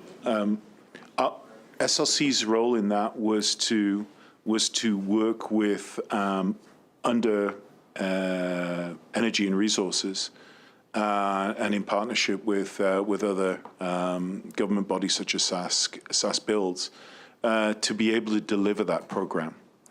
And the objective of that $400 million of federal funding was to support the industry during a really critical time. If you cast your mind back, you know, oil prices were sub $10 and sometimes sub $1. And so there was a real risk for loss of very, very significant numbers of jobs in a major sector. So the focus of those dollars had two purposes. One was to support the industry during an extremely difficult time, and secondly to address some of the many thousands of abandoned wells and facilities in the province. And what we achieved as a group in 2 years was quite astounding. Was the permanent abandonment of 8,000 wells, utilizing the existing oil and gas service companies to do that, and 900 companies, very, very significant, as you know, indigenous component to that, and that the other jurisdictions that were provided money, the primary one was Alberta, was provided over $1 billion of funds. And it's generally recognized that the Saskatchewan process was by far the most efficient. And that was because of that great collaboration between the industry and between the institutions who were delivering this. So going forward from that has given the province a really good baseline for and expertise in terms of abandonment of future wells. and that's the ongoing legacy of that is the expertise and the capability to be able to move that forward. Thank you. So the 400 million that was provided, and which was well used, and by the federal government to help clean up these abandoned wells, how much over and above that 400 million from the federal government did the provincial government contribute to the cleanup? What the province contributed was basically the resources and the infrastructure to be able to deploy those funds. To be able to close 8,000 wells and deploy $400 million into a sector in 2 years was in itself a really significant challenge. There was little opportunity to have been able to exceed that within the timeline, and the federal government gave a very specific timeline at which those funds had to be deployed or lost. So the challenge was to actually effectively deploy that 400 million within that period. So just going back, so what kind of dollar figure do you have? As you said that the province provided the resources and the infrastructure. Is there an in-kind dollar figure that you have come up with to say, although we didn't provide the dollars, here's what we provided, and this is what the dollar figure would be regarding resources and infrastructure? That would be an ER question. They were the overall project managers and financial control for the project. So of the abandoned wells, we know that these companies put dollars into a fund to help with the cleanup of these abandoned wells.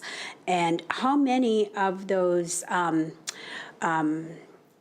companies accessed the $400 million to help clean up? Once again, that's a question for ER, because they're the ones that kept track of the companies as they applied. Thank you. Is Saskatchewan going to be contributing dollars to any other further cleanup of abandoned oil wells? And I'm sure we still have some here in Saskatchewan. Is there an investment, a financial investment, a potential for the future that Saskatchewan will invest in? Once again, ER, that belongs to ER. As was noted, SRC was just the support for processing and getting it through. Everything came through ER from the feds. Okay. Well, thank you for that. So I will move on then. So I'll move on to asking more about the small nuclear microreactors. So why is SRC leading this initiative as opposed to, for example, SaskPower? So SaskPower is, of course, leading on the small modular reactor component. Actually, we just put out I think we put out a news release on this a short while ago that talked about the differentiation between the two projects. So, SRC has a long history of being a nuclear operator, the only nuclear operator, in fact, in Saskatchewan. We did operate a small nuclear reactor at the University of Saskatchewan, which I think there was not as high a degree of public awareness about all of that, people, it wasn't a secret or anything, but there was a nuclear reactor operating in Saskatchewan for 38 years, and it was operated by SRC. So the company has a very, very high degree of expertise and a nuclear operating license as well, based on the fact that we have operated a nuclear reactor for 38 years up until its decommissioning just a few years ago, I think. Yeah, just a few years ago we decommissioned it. So it makes all the sense in the world for SRC to be the lead agency. The fact that we are a nuclear operator, we have the expertise, we have the history, we have the institutional memory on all of these fronts. It makes sense for SRC to do the microreactor project. Okay. So between like the SAS Power and of course SRC, what are the, I guess, help me understand what the respective roles and responsibilities when it comes to nuclear power in this province? Help me understand that. Yeah, You've just, think I know you just think help refresh my memory. kind of just did. quick. The SAS Power Corporation really are going to be the lead agency on commercial level power production from nuclear. So, you know, if you're looking at a 300 megawatt SMR, that really is for baseload commercial power generation.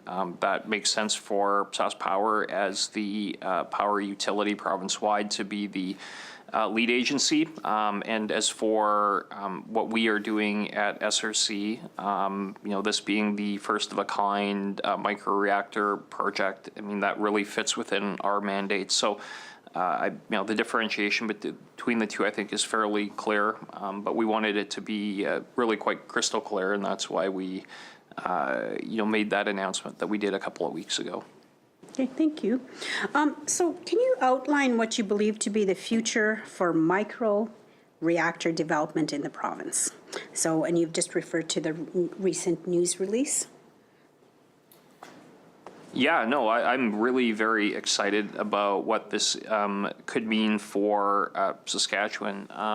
You know, we have a long history in this province of having different parts of the uranium and nuclear supply chain. And I think, you know, I think the public really have a very clear understanding and desire that we should have a bigger part of the value-added uranium and nuclear supply chain, including and up to nuclear power production.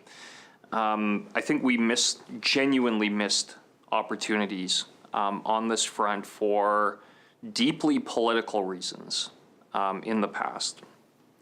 And I think it was a highly unfortunate decision that previous New Democrat governments made to not have nuclear value add here in Saskatchewan. We are not going to make that mistake. So working with Westinghouse, Westinghouse now obviously being a company that is 49% owned by Cameco, really presents some very real opportunities for Saskatchewan to be a part of the uranium and nuclear value-added supply chain up to and including nuclear power generation. So this is a part of that. You know, we're going to be working with Westinghouse on the location. We are going through that licensing process right now. And it is a process, but we are working with CNSC. I think it's fair to say that CNSC are CNSC are a good partner on this. I think enthusiastic is not too fine of a point on it. We are working with CNSC, Canadian Nuclear Safety Commission, of whom we have a 50-year at least relationship, to go through the regulatory process on eVinci. But really, you know, this is going to be a potential catalyst for investment, and again, for private sector investment into different elements of the supply chain on uranium and nuclear. And, you know, I would leave it to maybe some private companies to talk in depth about what their plans might look like, but I would say that by moving in the direction that we are moving in, we are creating a environment which I expect you are going to see hundreds of millions of dollars of investment, if not more, from the private sector into that value-added space on uranium and nuclear. So just, I know you talked about the public has a desire to have, to look at the micro reactor development in the province. So can you share when that feasibility study or that consultation process and where you gathered that feedback from the public about their desire for the province to be a leader in micro reactors? I mean, there's a formal process through the Canadian Nuclear Safety Commission as far as that path forward. I alluded to it earlier, but I mean, one of our partners in this project for a long time has been Meadow Lake Tribal Council. They've been undertaking First Nation by First Nation consultation. I think it would be fair to say that there's been a overwhelming degree of support from constituent communities. I'll leave kind of the final announcement for Chief Ben and Vice Chief DeRocher and Vice Chief McIntyre, but I think it's fair to say that there has been a overwhelmingly positive response from communities that comprise the Meadow Lake Tribal Council. As far as our CNSC and regulatory process, we're continuing to move down that path. We've been in regular communication with other stakeholders in this regard, and that will continue. So. Okay, thank you for that, and thank you for mentioning MLTC. And we know that Meadow Lake Tribal Council has a number of First Nations that are within their tribal council. However, that doesn't include the other nations and Métis communities that are neighboring that area. So I'm just wondering how, I know that your MLTC is doing their consultation with their member bands. It doesn't include Métis settlements or communities, nor does it include anywhere past the Northwest area. How was, I guess, the approval or the consultation and uptake on that have occurred outside of MLTC? Yeah, I would just be very cautious in conflating the two processes. What MLTC have been working through has been being involved in the project. So that's the nature of that consultation. There is a very separate regulatory process and consultation process that exists outside of that. Mike, if you want to speak to that. Absolutely. The process for the, if we want to call it the SRC eVinci, which would be the first of a kind, is already underway. That it will be a 5-year process, of which the majority of that process, or what the limiting steps to that, are the regulatory and licensing process, which is driven by CNSC. A huge component of that is the public and Indigenous engagement process. So we are driven by what is the requirement of CNSC. As the Minister said, there is very significant interest from both industry and Indigenous communities, MLTC being the one that we can talk about. There are others, which we can't, for confidentiality reasons, who are leaning into this because they see these as being transformative. And I think that the interesting thing here is, and maybe this is another differentiation with the microreactors, the microreactors can produce very significant amounts of power. So an eVinci would produce about 5 megawatts. In context, that's enough for 5,500 homes.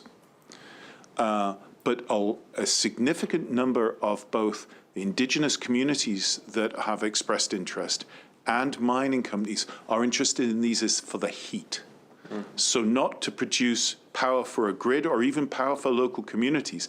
It's the heat that would be used in industrial and community processes.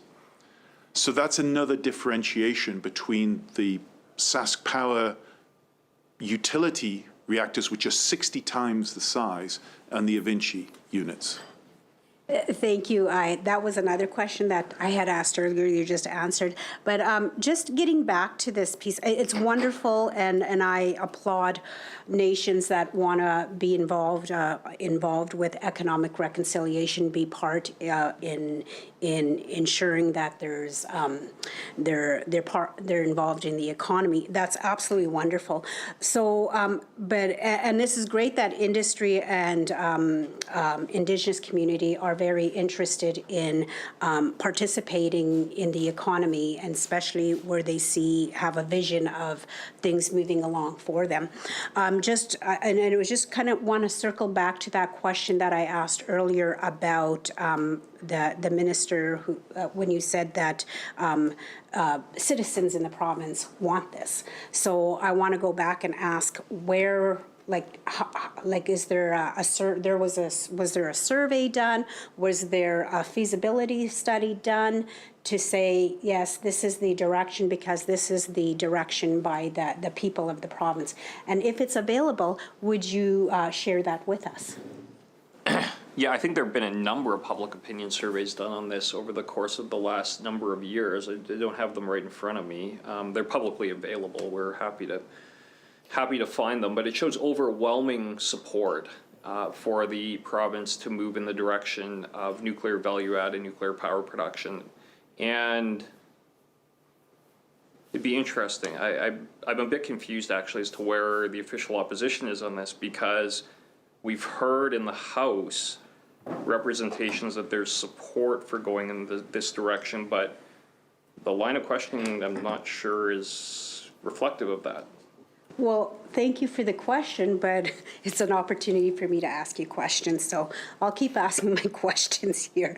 So the government of Saskatchewan, I understand that they've signed a deal with Westinghouse Electric Company to construct the first micro reactor in Saskatchewan. What funding has been allocated by the province for these initiatives? Yeah, we announced $80 million in funding over a number of years for the project, of which in the estimates before the committee, I think 21.5 this year, or was it 21.5 million allocated in this fiscal year for the project, and the remainder will be allocated out over, I believe, 4 years. That will be committed to this project. Perfect. Okay, so, and I also just noted here that there's been a news release that you were putting $80 million for licensing and regulatory fees. Okay, good. So has the federal government allocated funds for this initiative? And again, remind me, because there's so many figures we're talking about. Yeah, I mean, the federal government have been quite supportive, I would say.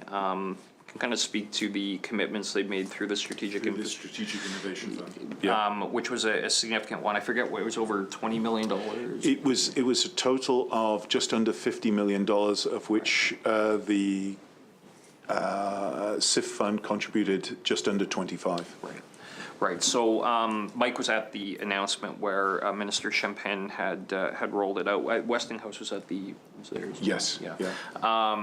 So we've been working closely. The federal government are highly aware of this project as well. Not just aware. I mean, the federal government have been, to their credit, very supportive of the direction, and have put real funding behind it as well. So again, a project where publicly, I mean, Minister Champagne and I were talking about this in front of 300 people a few weeks ago. So an area where I think that there is significant opportunity for collaboration between the province and the national government.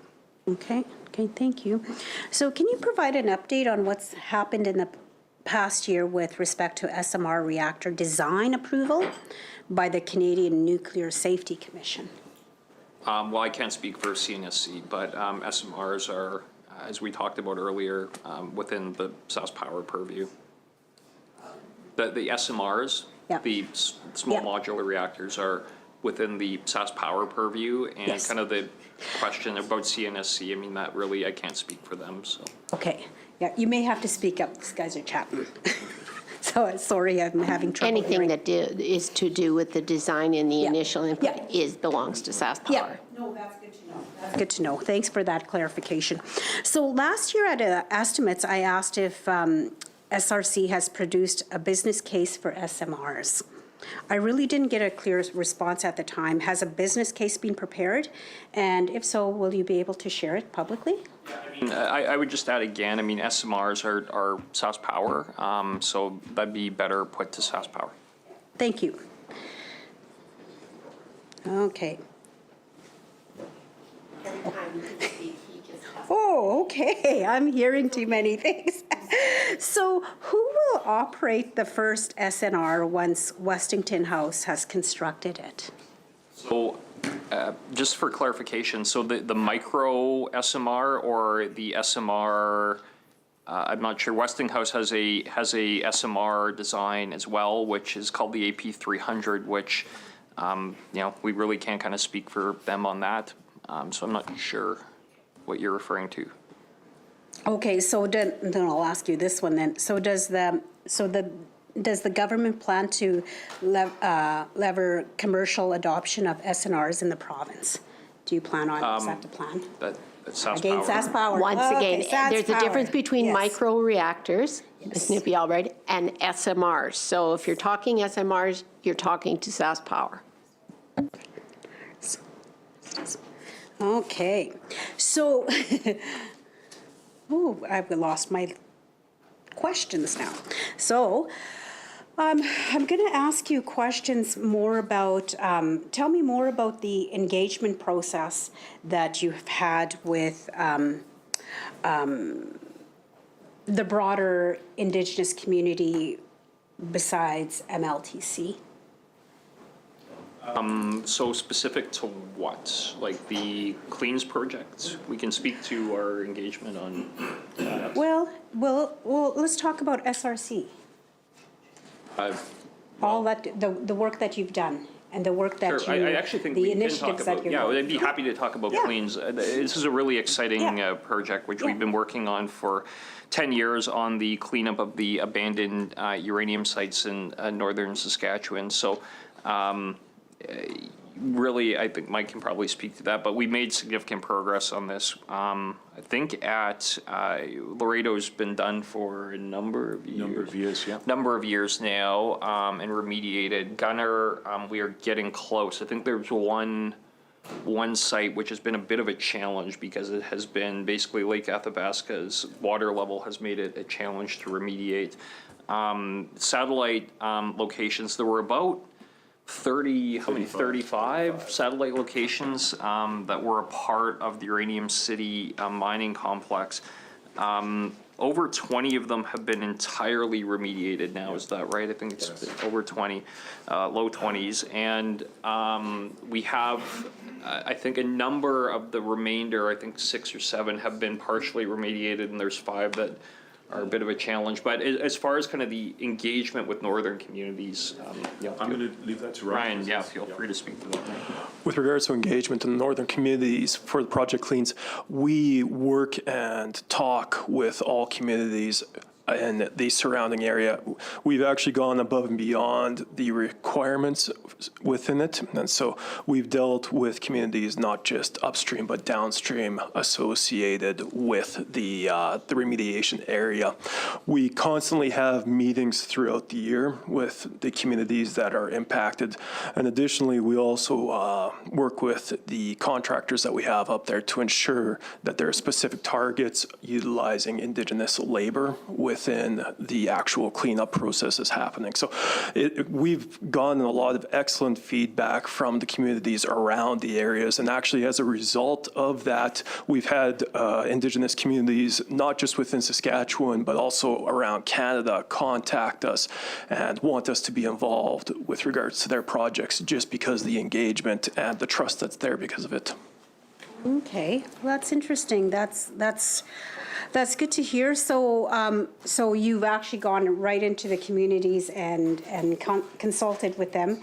So, how often do you provide reports to the communities and to the general public in terms of the remediation with the mines? We deal with the communities at least once a year, generally twice a year, and talk with them about how the remediation is going, listen to them, they ask us questions surrounding it, deal with them on that. As far as the reports that go out, we provide a quarterly report to the Ministry of Energy and Resources. Do you provide those quarterly reports to communities that potentially are impacted by upstream, downstream, et cetera? Not those reports, because they tend to be rather technical. The engagement happens when we're actually on site talking to them. So at what point do you provide briefing documents to the community for them? I know when they meet, they often have community meetings to say, here's what's happening and here's what we've received. How often does that occur? I think one of the things that we've learned from experience, and this project has been ongoing for 10 and 12 years, is that engagement with the local communities there, providing them with reports. Written, reports is one thing. Actually going into the community on that biannual basis and standing there for and verbally going through and then presenting pictorially and in PowerPoint and in discussion with chiefs and elders and individuals who attend is a much more effective way of communicating what is being done and what has been done and what we intend to do that next season. The other area that is on a regular basis, at least once a year, is taking elders and chiefs actually into the remediated area for them to actually actively inspect the work that's been done. Because, of course, the objective here is to be able to return these lands to traditional use.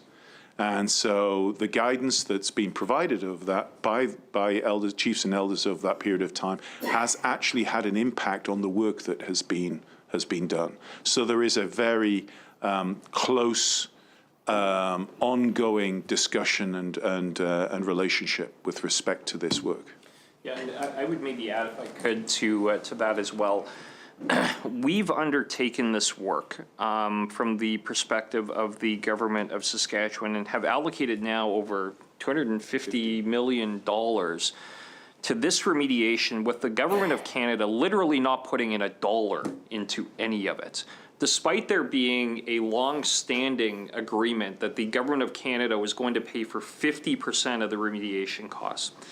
And this has been a deeply frustrating issue.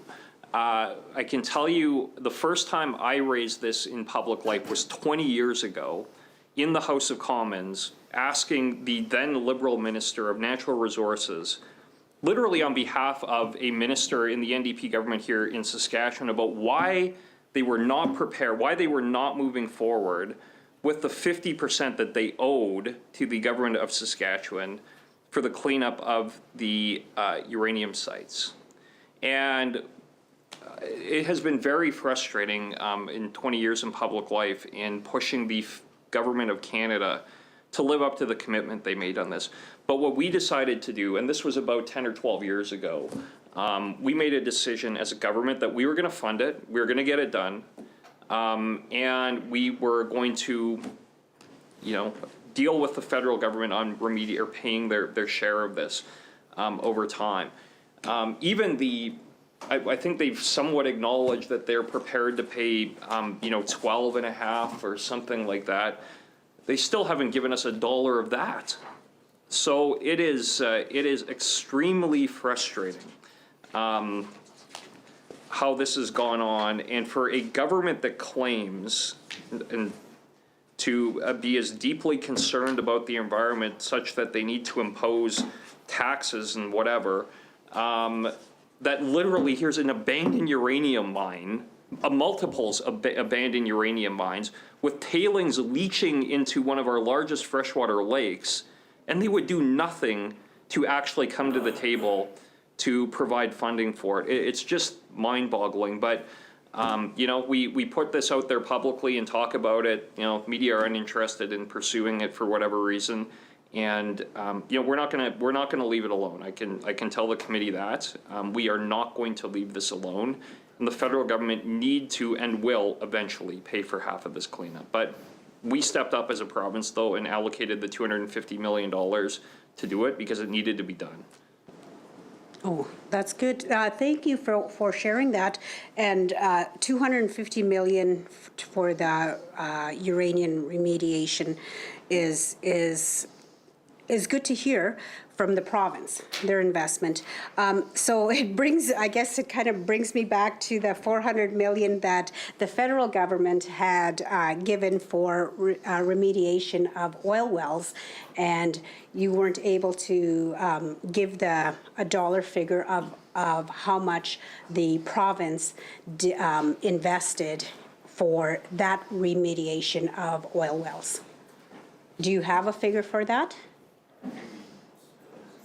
Once again, that belongs to ER. Any of the ACE-CAP stuff, the Accelerated Site Closure Program went Remediation, through, yes. Okay, so so back to this uranium remediation, and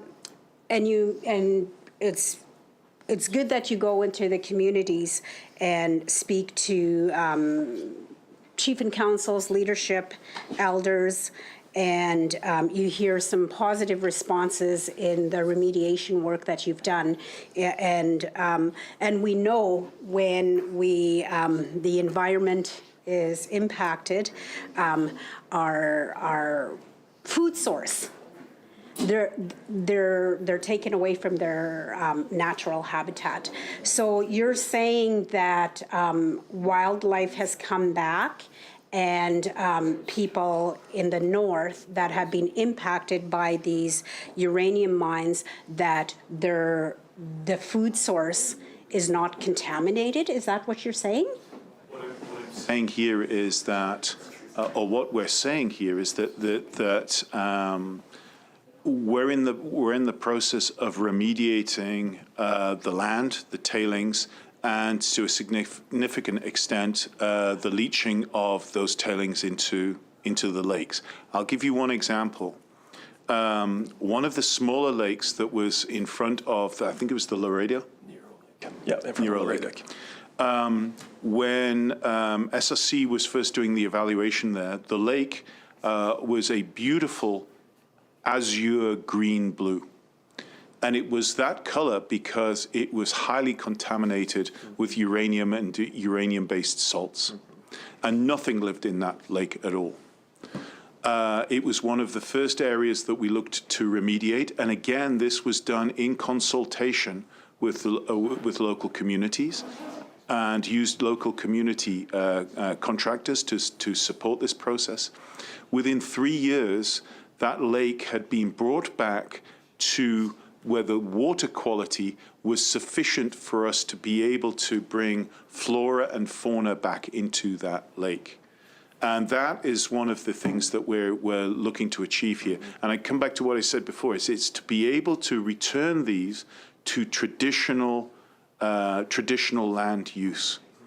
Another example here is the 35 remote mine sites that we talked about. These are large, highly dangerous shafts that were drilled down many hundreds of feet.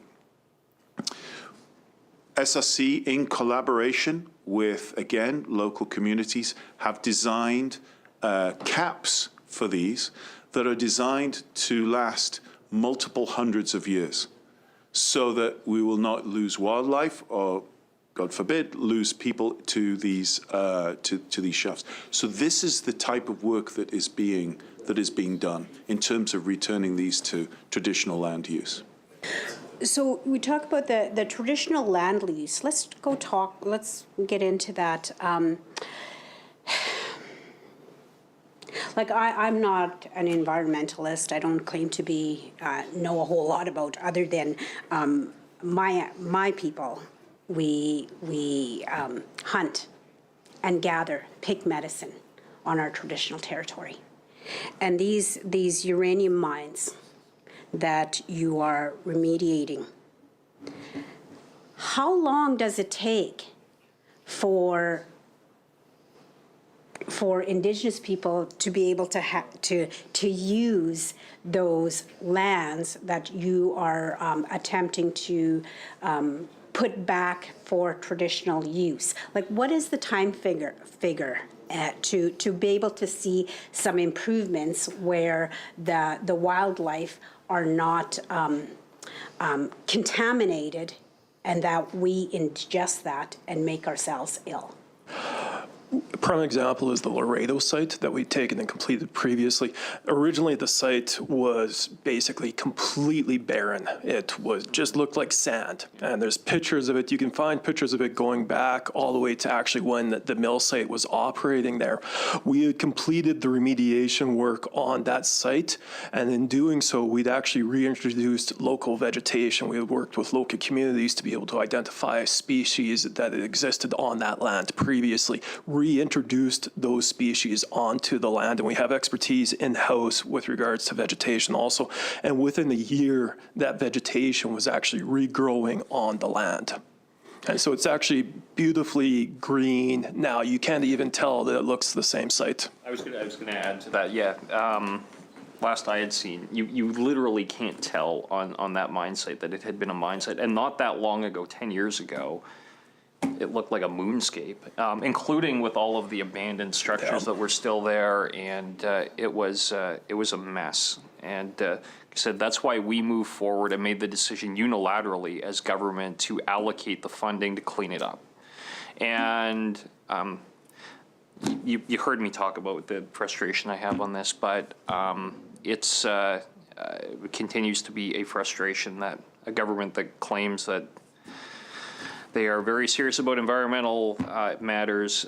Here's an actual environmental catastrophe, and they won't put a dollar into it. If I could add one thing here. Whilst this is being implemented and funded by Saskatchewan, the regulatory framework that we operate on, it is the federal regulatory framework, and that is governed again by the CNSC. So they determine the processes, they determine the timelines that we operate to, and answer your question in terms of when those lands can be whatever they look like, when they can actually physically be returned to traditional use, again, is governed by regulatory processes which are fundamentally federal on that. So we follow those timelines. You're saying within a year, the grass grows back, the water is good, and is like, so then. But let me be clear. Within a year, we've repopulated the flora and the fauna. Then there is a monitoring and regulatory process that determines when it can be then returned for humans to use it for traditional land use. And that's something that is part of a monitoring and regulatory process. Yeah, so again, kind of this goes to some of the frustration the government has had on this, because on the one hand, literally if we had done nothing, well, it would still be sitting there looking exactly as it does. But we move forward with a decision to do the remediation. Then you have the CNSC, a federal government regulatory body that's actually doing the regulation about the remediation, where Natural Resources Canada have entered into a legal agreement to pay for half the funding, and they refuse to give us $1 to do it. But you have the other federal agency saying, here's exactly how you have to do it. It's outrageous. So just, when I think about, like in Saskatchewan, we have, all of Saskatchewan is treaty territory, right? And when you talk about, going into the communities and you're getting positive response from the community saying, oh, this is great, you guys are doing fantastic work, you're planting grass, you're putting the stuff together, it's helping. At what point do they get the go-ahead to say it is safe for you to consume the wildlife, that is not, they're not going to be contaminated, it's not going to make you ill, or drink the water that you just cleaned up? At what point do you, as a government, inform the nations? That's it. As Mike said, I mean, that's entirely up to the Canadian Nuclear Safety Commission, not up to us. Right, but you've taken the initiative as a province to go and do this remediation, and you have said, this is what we're doing, and it's getting positive feedback from the nations when we go to them on a yearly, sometimes yearly basis to report back, this is how the remediation process is happening, and this is what we're doing. So at what point, I guess my question is, because absolutely I'll be like, yes, that's great you're doing what you're doing as a province, but at what point, as a First Nation that wants to exercise her inherent and treaty rights to hunt, pick medicines, when is it safe for me to do that? Once again, it's governed by the CNSC. So using the Laredo site as an example, once again, we talked about how it's been revegetated. It's been introduced into post-remediation monitoring activities, and so it's additional activities that we have a responsibility to the CNSC for with regards to monitoring, testing, to ensure stuff are within the compliance ranges for CNSC. CNSC determines the specific timeline for the reintroduction or the return. I'm hoping that this is communicated to the impacted communities, that we've done our part. Now it's the regulatory body that decides when it's their safe consumption. So Yeah, that is absolutely. clear. Every single time we have the meetings with the local communities, we take and communicate everything associated with regards to timelines on all the applicable sites. You know, I've had individuals from the north that have come, and have actually, because I'm the critic for First Nation Métis relations, I often get calls from First Nation and Métis people from the north that talk about the uranium mines that still impacted them, and often I struggle with how do I respond to them, and who would I refer them to say, here's the organization. I'm hoping that it's SRC to say, hey, you go, if you have questions, you get your community to go and reach out to SRC. Is that something, like, how would you recommend, because you guys are the experts in this uranium remediation, how would you do that? Like, is that a... I guess, just for clarification, so is it kind of the existing MacArthur cigar, or is that what we're talking about? No, I don't know. I just have Indigenous people thinking I know everything when I don't, right? And they're like, I should know this about the stuff.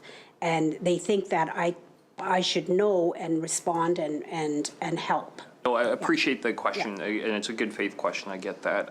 It would be dependent, I think, is the short answer. So if you're dealing with a currently operating mine, also regulated by the Canadian Nuclear Safety Commission, so I think the answer would probably be to the federal regulator. It would depend on the specific nature of the question, exactly where the matter pertained to in the area, whether it was on-site, off-site. There would be a number of elements that would go into what the answer would be. But if it was kind of on-site issues with the mine itself, that's a federal regulated matter. Well, that's good to know. So what kind of influence does the provincial government have in terms of the having a voice at that regulatory table? Well, with regard to CNSC, I mean, they set their own direction. They have their own policies. They have their own minister for whom responsibility is assigned over the over the agency. We work with them, and like I said earlier in a response to a question, we've been partners and worked with the CNSC for over 50 years, having been a nuclear operator for a long time. So we have existing relationships with CNSC. A lot of that's probably on matters that are to do with slightly different challenges that might be raised by constituents. But I would say that we have a productive relationship with CNSC. Feel free to jump in, either Ryan or Mike. Good, yeah. The CNSC is their predominant overriding priority is safety. And that's very much aligned with SRC because our overriding priority is safety. We were one of the first organizations in Canada to receive a license from the CNSC nearly 60 years ago. So it's been a relationship, and I can't claim the benefit for this, but it's been a trust relationship over 60 years. So answer your question, they are the regulator. So they set the regulations, we follow the regulations. But what they do is they listen to areas where we think that there are opportunities to improve or concerns that we may have. So we have that sort of a very good dialogue with the CNSC. That's good. And do you also have that same dialogue with perhaps some recommendations from the Indigenous community to feed into that? Is that something that happens? In the area that we've been talking about, the CLEANS project, the Northern Mine Site Cleanup project, it's not simply an engagement process. This is an advisory process from the Indigenous communities up there. So we listen, and the project itself is not written in stone, and then we're saying we're engaging with you to accept this. It's what changes do we need to make to this, even to the extent of prioritizing areas for remediation. So in some cases, there may be traditional areas that have greater significance than others, and we're asked to be able to prioritize those areas. So very much an interactive dialogue. Okay. Well, that's good to know that you're engaging in dialogue with communities that are potentially impacted or potentially could be impacted. So I just want to get back to a little bit more of the engagement piece. So regarding the ministry. So what efforts have been made to engage Indigenous people over the past year? And with I know that you've engaged extensively with MLTC, but I'm just curious of other Indigenous communities regarding the rare earth mineral and the other projects. We've spoken to kind of the northern engagement on Project CLEANS, where northern communities have been integrally involved in kind of all elements of that project.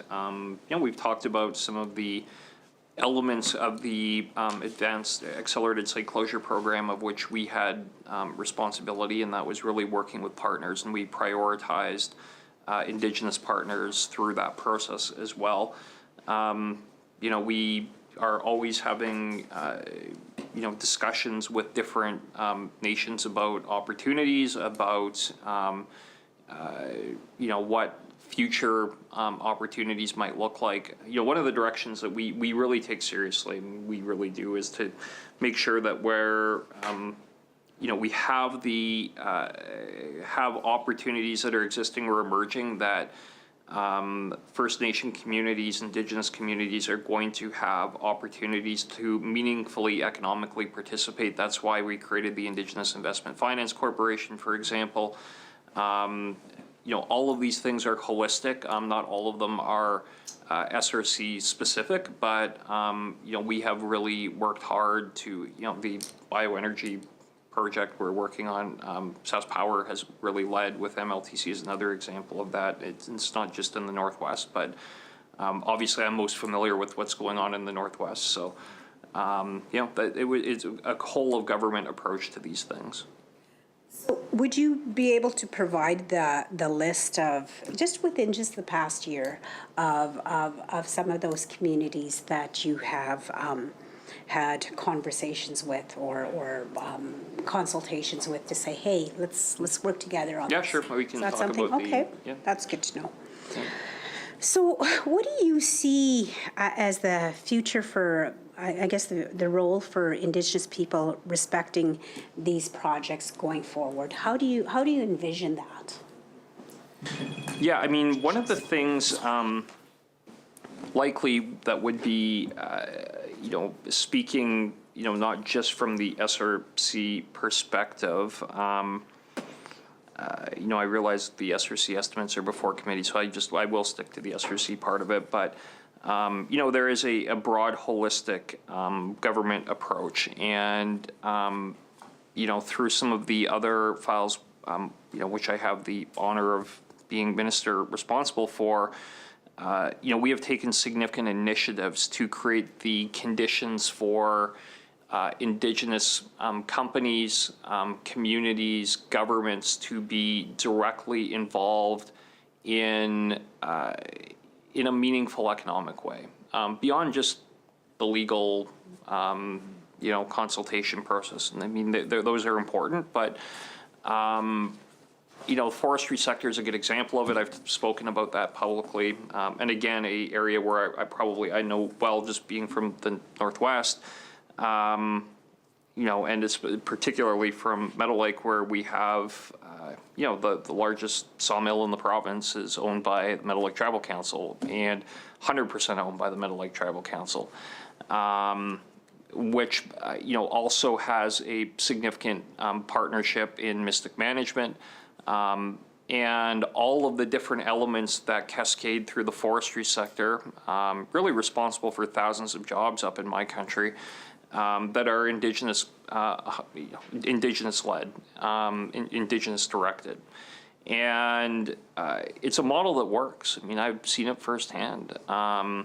We go from 30 years ago, probably being in a very different place than we are today in the forestry space in Northwest Saskatchewan, and it's a much better place. And the reason it's a much better place is because of the fact that we have Indigenous governments and companies that are at the very center of the industry and very supportive of the industry and do a wonderful job in responsible management of the resource, whether that be in the bush and the kind of harvesting, whether that be in moving forward with a bioenergy center that really has taken what had been a highly polluting waste stream, which was the beehive burner at Norsask, and using that waste product both at the mill site, but also what would have been waste fiber in the bush, and using that to create green and renewable power.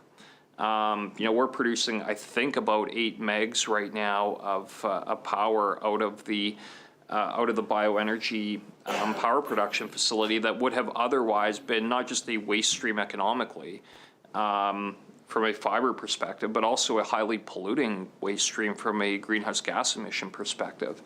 And that wouldn't have happened but for a long-term partnership that Sask Power, the government of Saskatchewan, Norsask, Mystic, MLTC have embarked on, and it doesn't just happen. I mean, these are challenging and highly complicated projects with a lot of moving parts, and that are not easy. I mean, we've had the federal government involved in that project as well. And that's been a challenge at different points also.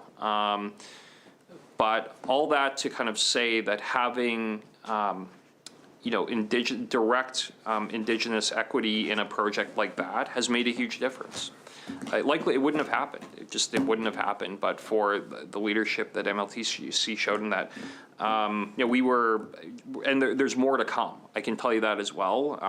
Can't get into details, but there is more really good and exciting news to come, building off of these successes that we have seen that started with a ownership position in a sawmill. That has cascaded over the last 25 years into being really an economic leadership role beyond even just the forestry sector into power production and other components. Flying Dust has a solar energy production facility. This is all possible because of that initial equity position into a natural resource generating sector. So to your question about what the future looks like, the future is going to look like that.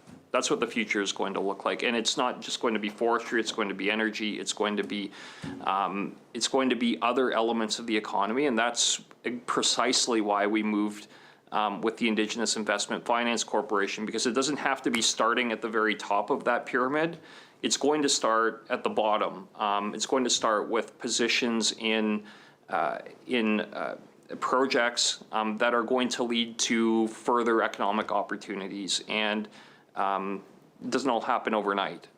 It happens with work, and it happens with commitment, and it's built on long-term partnerships amongst folks who trust each other and understand that everybody is working in the same direction for the same outcome. That's why we've seen success in the Northwest. Okay. No, that's, thank you for sharing that, what going forward. I know you referenced the forestry piece a number of times, and kind of the success that you're having with that, with the partners. I know that I have, and probably my colleague here has received many emails, telephone calls regarding consultation in there, and that it's not going in a way that's respectful. So I'm just wondering, like, when you're thinking of the envision, your vision for Indigenous people, respecting Indigenous people with these projects. How is that looking in terms of what kind of targets do you have for achieving your goals of this, including Indigenous people in this economy and economic reconciliation? Yeah, I mean, kind of the specifics around, consultation. I mean, that really is kind of not in our bailiwick, but, reason I talked about forestry is really to kind of illustrate a broader direction that we're seeking. So, I mean, the specifics really would be probably better put in government relations on that. Yeah, no, We I also brought it up seem to because have jumped to trade and export. Yes. So we could bring it back to the vote Yes, with regards to exactly. SRC, and Yeah. the funds that are being expensed there. That would be great. Yes, so I just took your lead there, following you. So just, it's interesting how, we talk about, and it's good that there's some initiatives coming forward where Indigenous people are not an afterthought, and that they're engaged from the onset, like MLTC.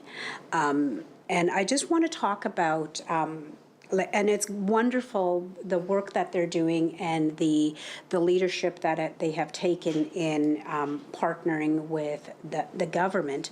I'm just wondering how other nations, and do you have a target of, do you have a timeline of how many Indigenous communities will be part of these initiatives of SRC?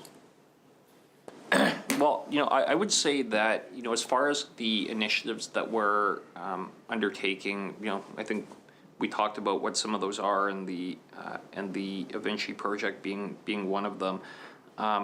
We really view it as being a very important part of what we're doing going forward. And, our record shows that, I think, clearly on accelerated site, on cleans, on eVinci. I think I'm hopeful we're going to have some more really good news on some of this, which, again, I can't really get into the details of, but it's a really important part of how we approach these questions, and how we work on partnerships, and how we really, from the very inception of a lot of these things, have sought to find partners, who have often just come forward of their own volition, saying, this is an area we're interested in. We want to be a part of what you are up to as government, whether it be through SRC or whether we have some of these interests funneled through other departments in government. A lot of it has been, folks who want to be a part of how we develop the economy going forward. So that's going to continue to be the case. I mean, there is, parallel to a lot of that. I mean, there obviously is a formal process for consultation and for discussion, and there's a formal way of doing it too. But I'm really a believer in having that ground level collaboration, with everybody having a stake in a positive outcome, a successful economic outcome in these things. So do you have, would you be able to share kind of,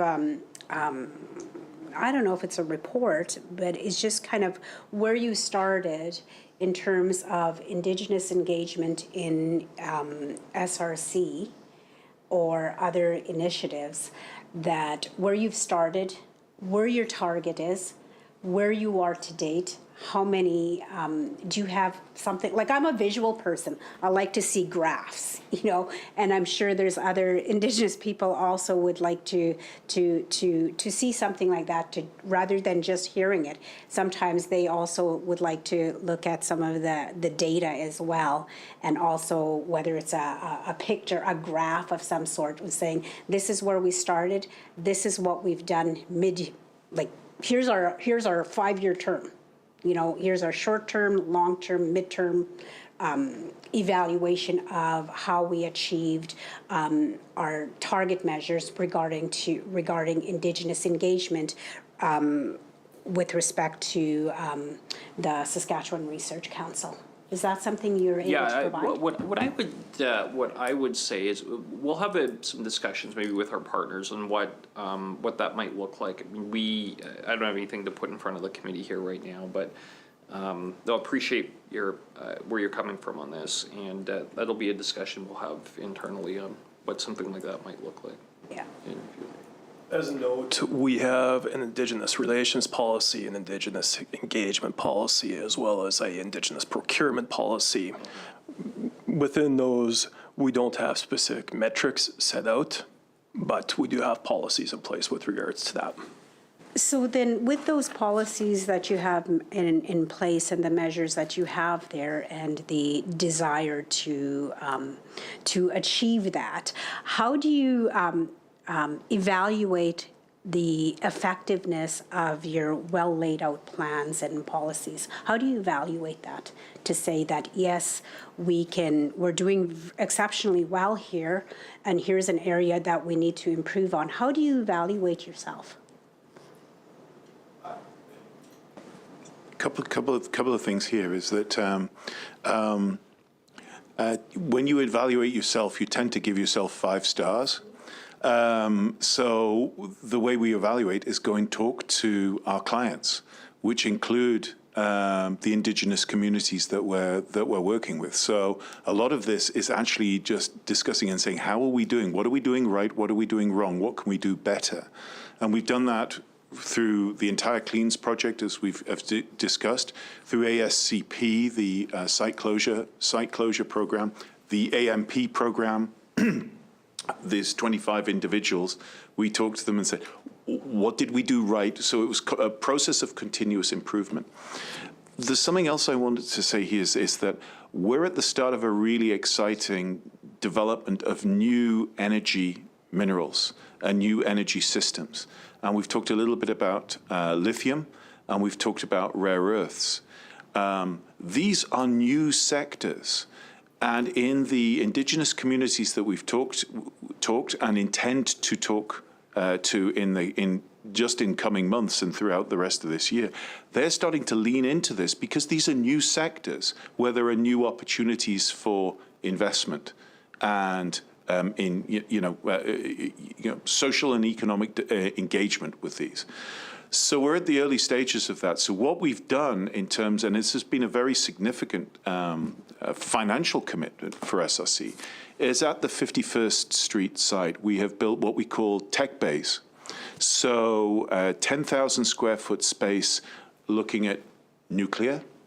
And our intent will be to bring a very significant number of Indigenous groups through that tech bay this coming year. And we've also got about a 5,000 square foot space, which is focused on rare earths. So, and one will come online in the next couple of months on lithium. These are very visual. They are with models, and they are designed very specifically to be able to communicate not only baseline engagement, but opportunities in terms of investment for those communities, and those have been in place now for well over 6 months. We've had a number of communities through that, and what that does is it gives them the baseline knowledge and education to be able to understand whether this is a need and a desire for them to engage with it or not. So we've also engaged with, and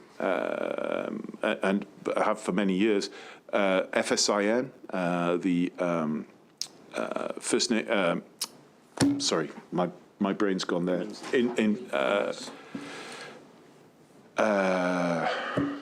FSIN.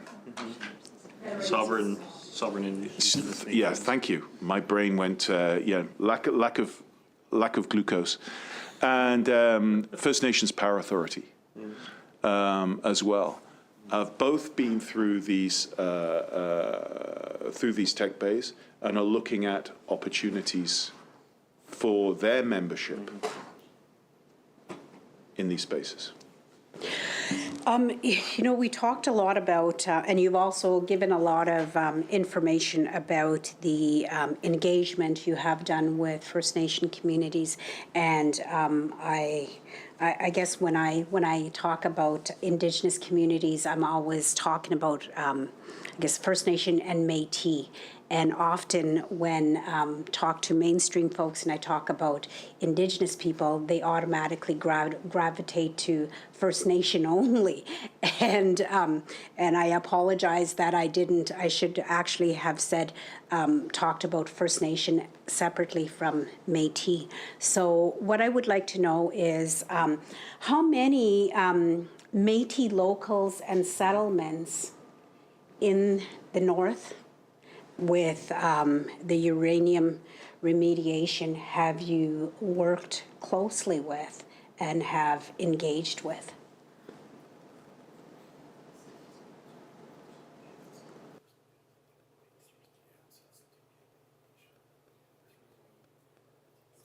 Yeah, I mean, it's a, I fully understand the challenge sometimes with those who are maybe not from the area get confused a little bit on occasion, but I mean, it being primarily, First Nation right holders in the north, that really uncleans would be the communities we were working with. That being said, I mean, it's not exclusively First Nation, so I mean, we try and really make a point of ensuring that all of the communities that are impacted are engaged. Whether they be First Nation, whether they be Métis, but obviously it's primarily First Nation in the clean sector. Outside of that, though, I mean, we work hard, and I would say just kind of if you're talking uranium or nuclear, it wouldn't be just even government. I would say the companies that are operating in the north, make a concerted effort. Cameco obviously, would probably be well known for some of the efforts that they have made as a company to work with northern communities, northern leaders, whether that be, Pine House or whether that be, Black Lake. They I think would, I can't speak for Cameco by any stretch, but I know that they make a real effort to engage.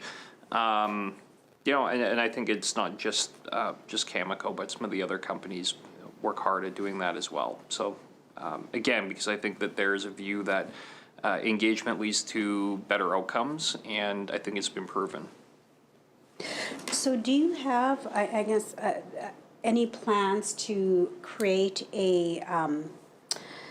some target measures in terms of where you would like to see yourself in terms of engaging First Nation and Métis, in particular Métis communities in the initiatives you have, and also regarding procurement? Do you have like target measures that you say, okay, we want to have 50% procurement to Indigenous-owned organizations, or something like that? Do you have any plans of creating something like that for yourselves as an accountability measure with your organizations to say, here's our plan, here's our this is what we envision that we want in terms of engagement in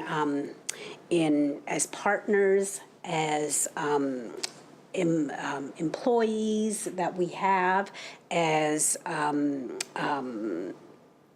procurement that we're offering? Do you have any plans of ever doing that?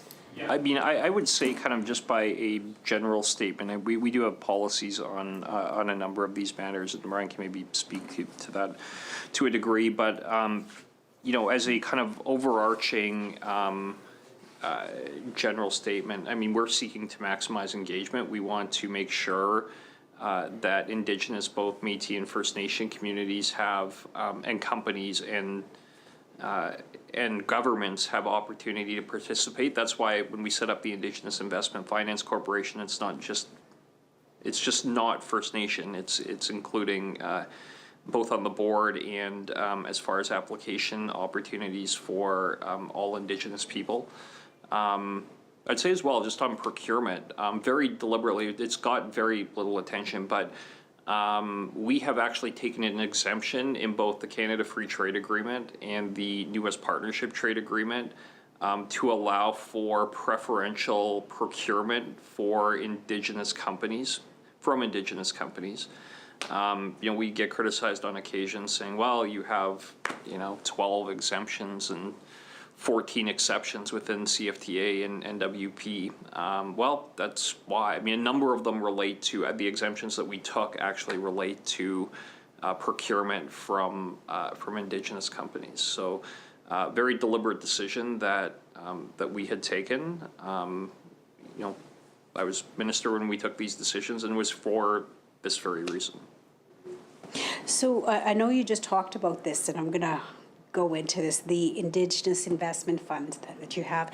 Do you have plans of putting more money in there? So I would say, I swear, I brought it up, Madam Chair, so I'll. I know you did, but it doesn't belong to SRC and the vote that's on the tables. Yeah, so, okay, I'm ruled out of order, sorry.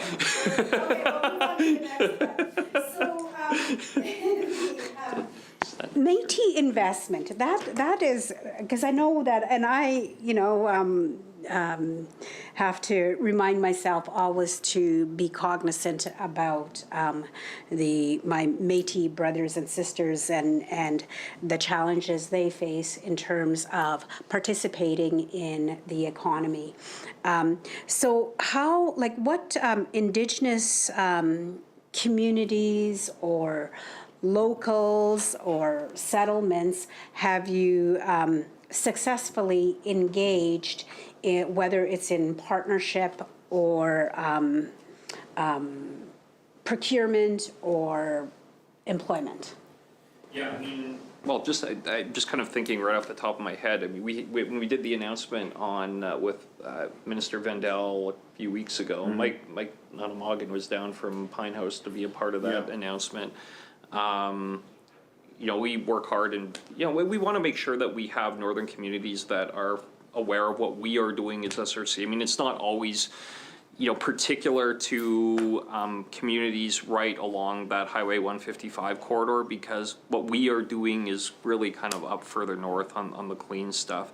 And some of the other, commercial projects that we're doing are, around, diamond assaying or whatnot. I mean, that's, kind of stuff we're doing at the lab in Saskatoon. But I would say that we always kind of keep an eye open to make sure that if there are relevant opportunities for communities, that we fully explore those. So, whether that's in that nuclear space, we've canvassed some of that already, where it makes sense. We'll continue to do that. I don't want to kind of get way off again, sorry, Madam Chair, across into other ministries, TED or ICT or whatnot, but I can say that, and if I were to speak to that, I could probably take another 10 minutes talking about some of the other initiatives to engage communities that we are taking very seriously in other areas for which we have responsibility. Thank you. You've talked about that you've engaged FSIN, right? Federation of Sovereign Indian Nations. Have you engaged the Métis Nation of Saskatchewan as well? And how often do you meet with them in terms of in bringing them into the economic reconciliation? In answer to that, we're very responsive to those organizations. Quite often they will contact us and say, we'd like to discuss, we've heard about this particular initiative, can you come and explain this to our leadership? And we'll have an initial conversation and then often bring them to SRC to talk in a wider sense. The large projects that we've talked about that, in inverted commas, are historical, the Cleans project and the ASCP project, were very driven by the geographical areas that we're required to operate in. As we move into some of these other opportunities, and we're talking about the lithium and the nuclear and the rare earths, which are really new. It's really in the last year that these have started to ramp up. I think that the challenge will be for us to be able to reach out and engage effectively across both First Nations, Métis, wider Indigenous, non-Indigenous, based on where these newer sectors are going to be operating. So I think we're starting a different phase of engagement, which is going to be much broader. Which is sorry. No, go ahead, Mike. So sorry, which is why we've invested in these large tech bays, and I would encourage you, and I'll encourage you, if you have the opportunity, come and visit us at these tech bays. I think you'd find it interesting. Yeah, and we've had Métis Nation through. M&S have been through. As have actually, I think Melanie Jolie was through, right? Or Mary Ng was through, maybe not Minister Jolie, Minister Ng. In February. Yeah, okay, yeah. So we do that from SRC's perspective. But I would just say, too, again, without getting too far outside, I mean, view it just not as SRC, but as a whole of government approach to engagement. So, I look forward to talking about it in detail at TED or ICT estimates, but, we take this engagement and the inclusion and how we can work with communities really seriously on kind of engagement and preparing for opportunities that might exist in the future, whether that's through job training, whether that's through, advanced education or college system, but it really all works together. It's not just kind of a standalone silo, whether it be SRC or TED or ICT or advanced education. It's really something that we take seriously about having a whole of government approach to making sure that the right solution is at hand for the right time and the right group. Yeah. So just my last question, because I'm going to run out of time here. So just with the with Mike, just question with Mike and with SRC.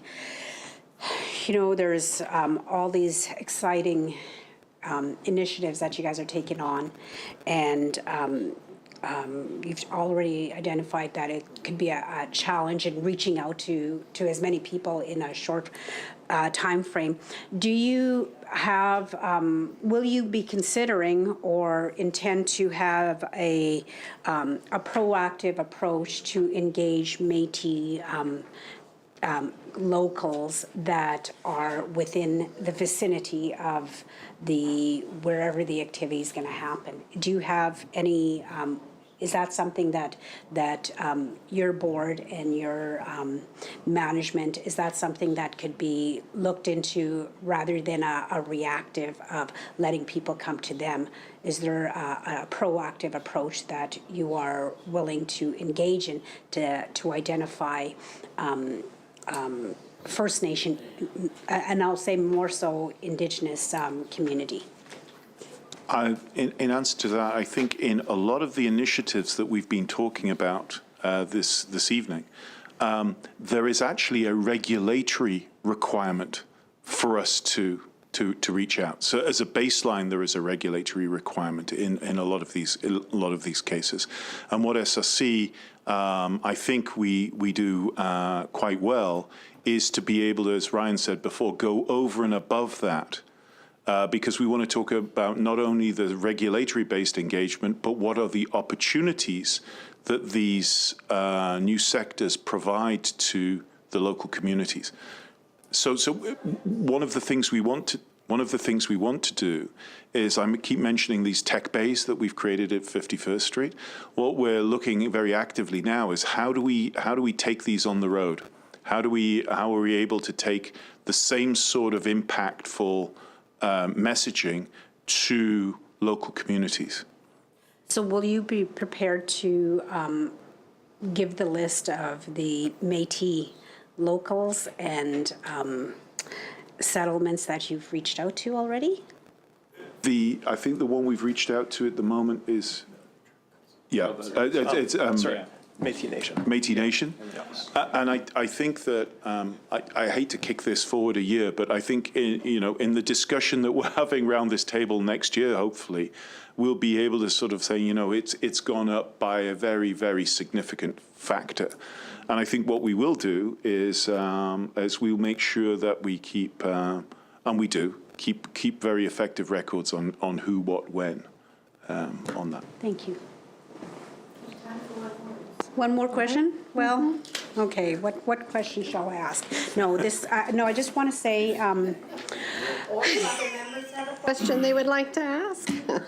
no, I just want to say thank you for taking this time to give the information and to also take away from your family that your dinner, giving up your supper time, and just taking this time to answer the questions that I've asked. And I just want to say thank you so much for this opportunity, and I've learned a lot about your process and also your plans in terms of the dollars that you've allocated here. So I just want to say thank you so much for giving me the time. Thank you. Sir, if you have closing remarks, you may go ahead too. Sure. I just thank you. I appreciate those comments, really do. And I just want to kind of maybe take the opportunity, I don't get to do it enough, but to really thank our team. Mike, thank you. Leads our team at SRC, does a remarkable job, leads with integrity, leads with extreme skill and competence. Thank you, sir. We've got the chance to work together for many years, and I've learned a lot as well. So largely through these folks that are around the table here today. Ryan, thanks so much. We've got to work together for many, many years as well. and through both of you and Jocelyn to our team at SRC, who are doing work that really is going to change what the future of this province looks like, genuinely is going to change what the future of this province looks like. So thank you for all of that, and thanks to our team. Thank you. Tough keeping both of you on task as to the top of this evening, but having reached our agreed upon time for consideration of these estimates, we will now adjourn consideration of the estimates and supplementary estimates number 2 for Saskatchewan Research Council. We are adjourned.